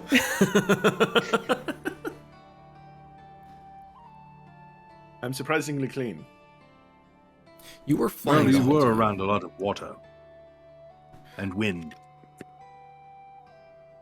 Yeah, by the way, who did that? I am not capable of elemental magic. Do not look at me. Son just sticks his head out of the cart, looks at Mariko. Was that you? What? And Mariko's just sitting next to Pez, rubbing his back.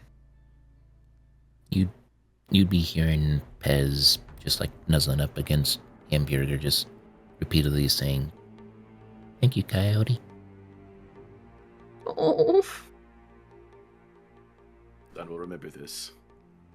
But for now, let him comfort his animal. Okay. Back to the Mountaintooth Clan. Yes. Yes. Okay. Zon will cast a healing spell on himself. All right. Oh, okay. Leaving the cave, leaving the scene of the battle, traveling through once more the remains of the orcs that you had salvaged bits and bobs from. As you approach the outskirts of the Mountaintooth Clan again, it's the getting on into the early evening. Is there anything you all would like to do? I know that Pez has got quite a bit of a headache going on. Me personally, I kind of want to keep going because I'm having a lot of fun, but I also don't want to put him through more anguish and everything. So, how's everyone feeling? Do we want to keep going? Do we want to make that a stopping point? I feel like it's a good stopping point. It's a good stop point. Okay. All right. So we will end for tonight as you approach the Mountaintooth Clan once more, and you see Lakin. You see the male orc guard that had been standing with you and gave you a bunch of the information. He seems to be patrolling the outskirts of the town once more, and that is where we'll pick up the next time that we go live. So, any final questions, comments, concerns? We got the 3-6 Mafia. We got to come up with a version of that for Fools and Flagons. I'm sure we can think of something. All right. Thank you all so much for watching, so much for listening, enjoying our content in any way, shape, or form. We really do appreciate the support. Hope you are enjoying it. We will be back in the next 2 weeks to see what awaits them with the news in the Mountaintooth Clan. So until then, be safe, have a great week, great weekend. See you the next time we go live. Good night, everybody. Bye, everyone. Good night.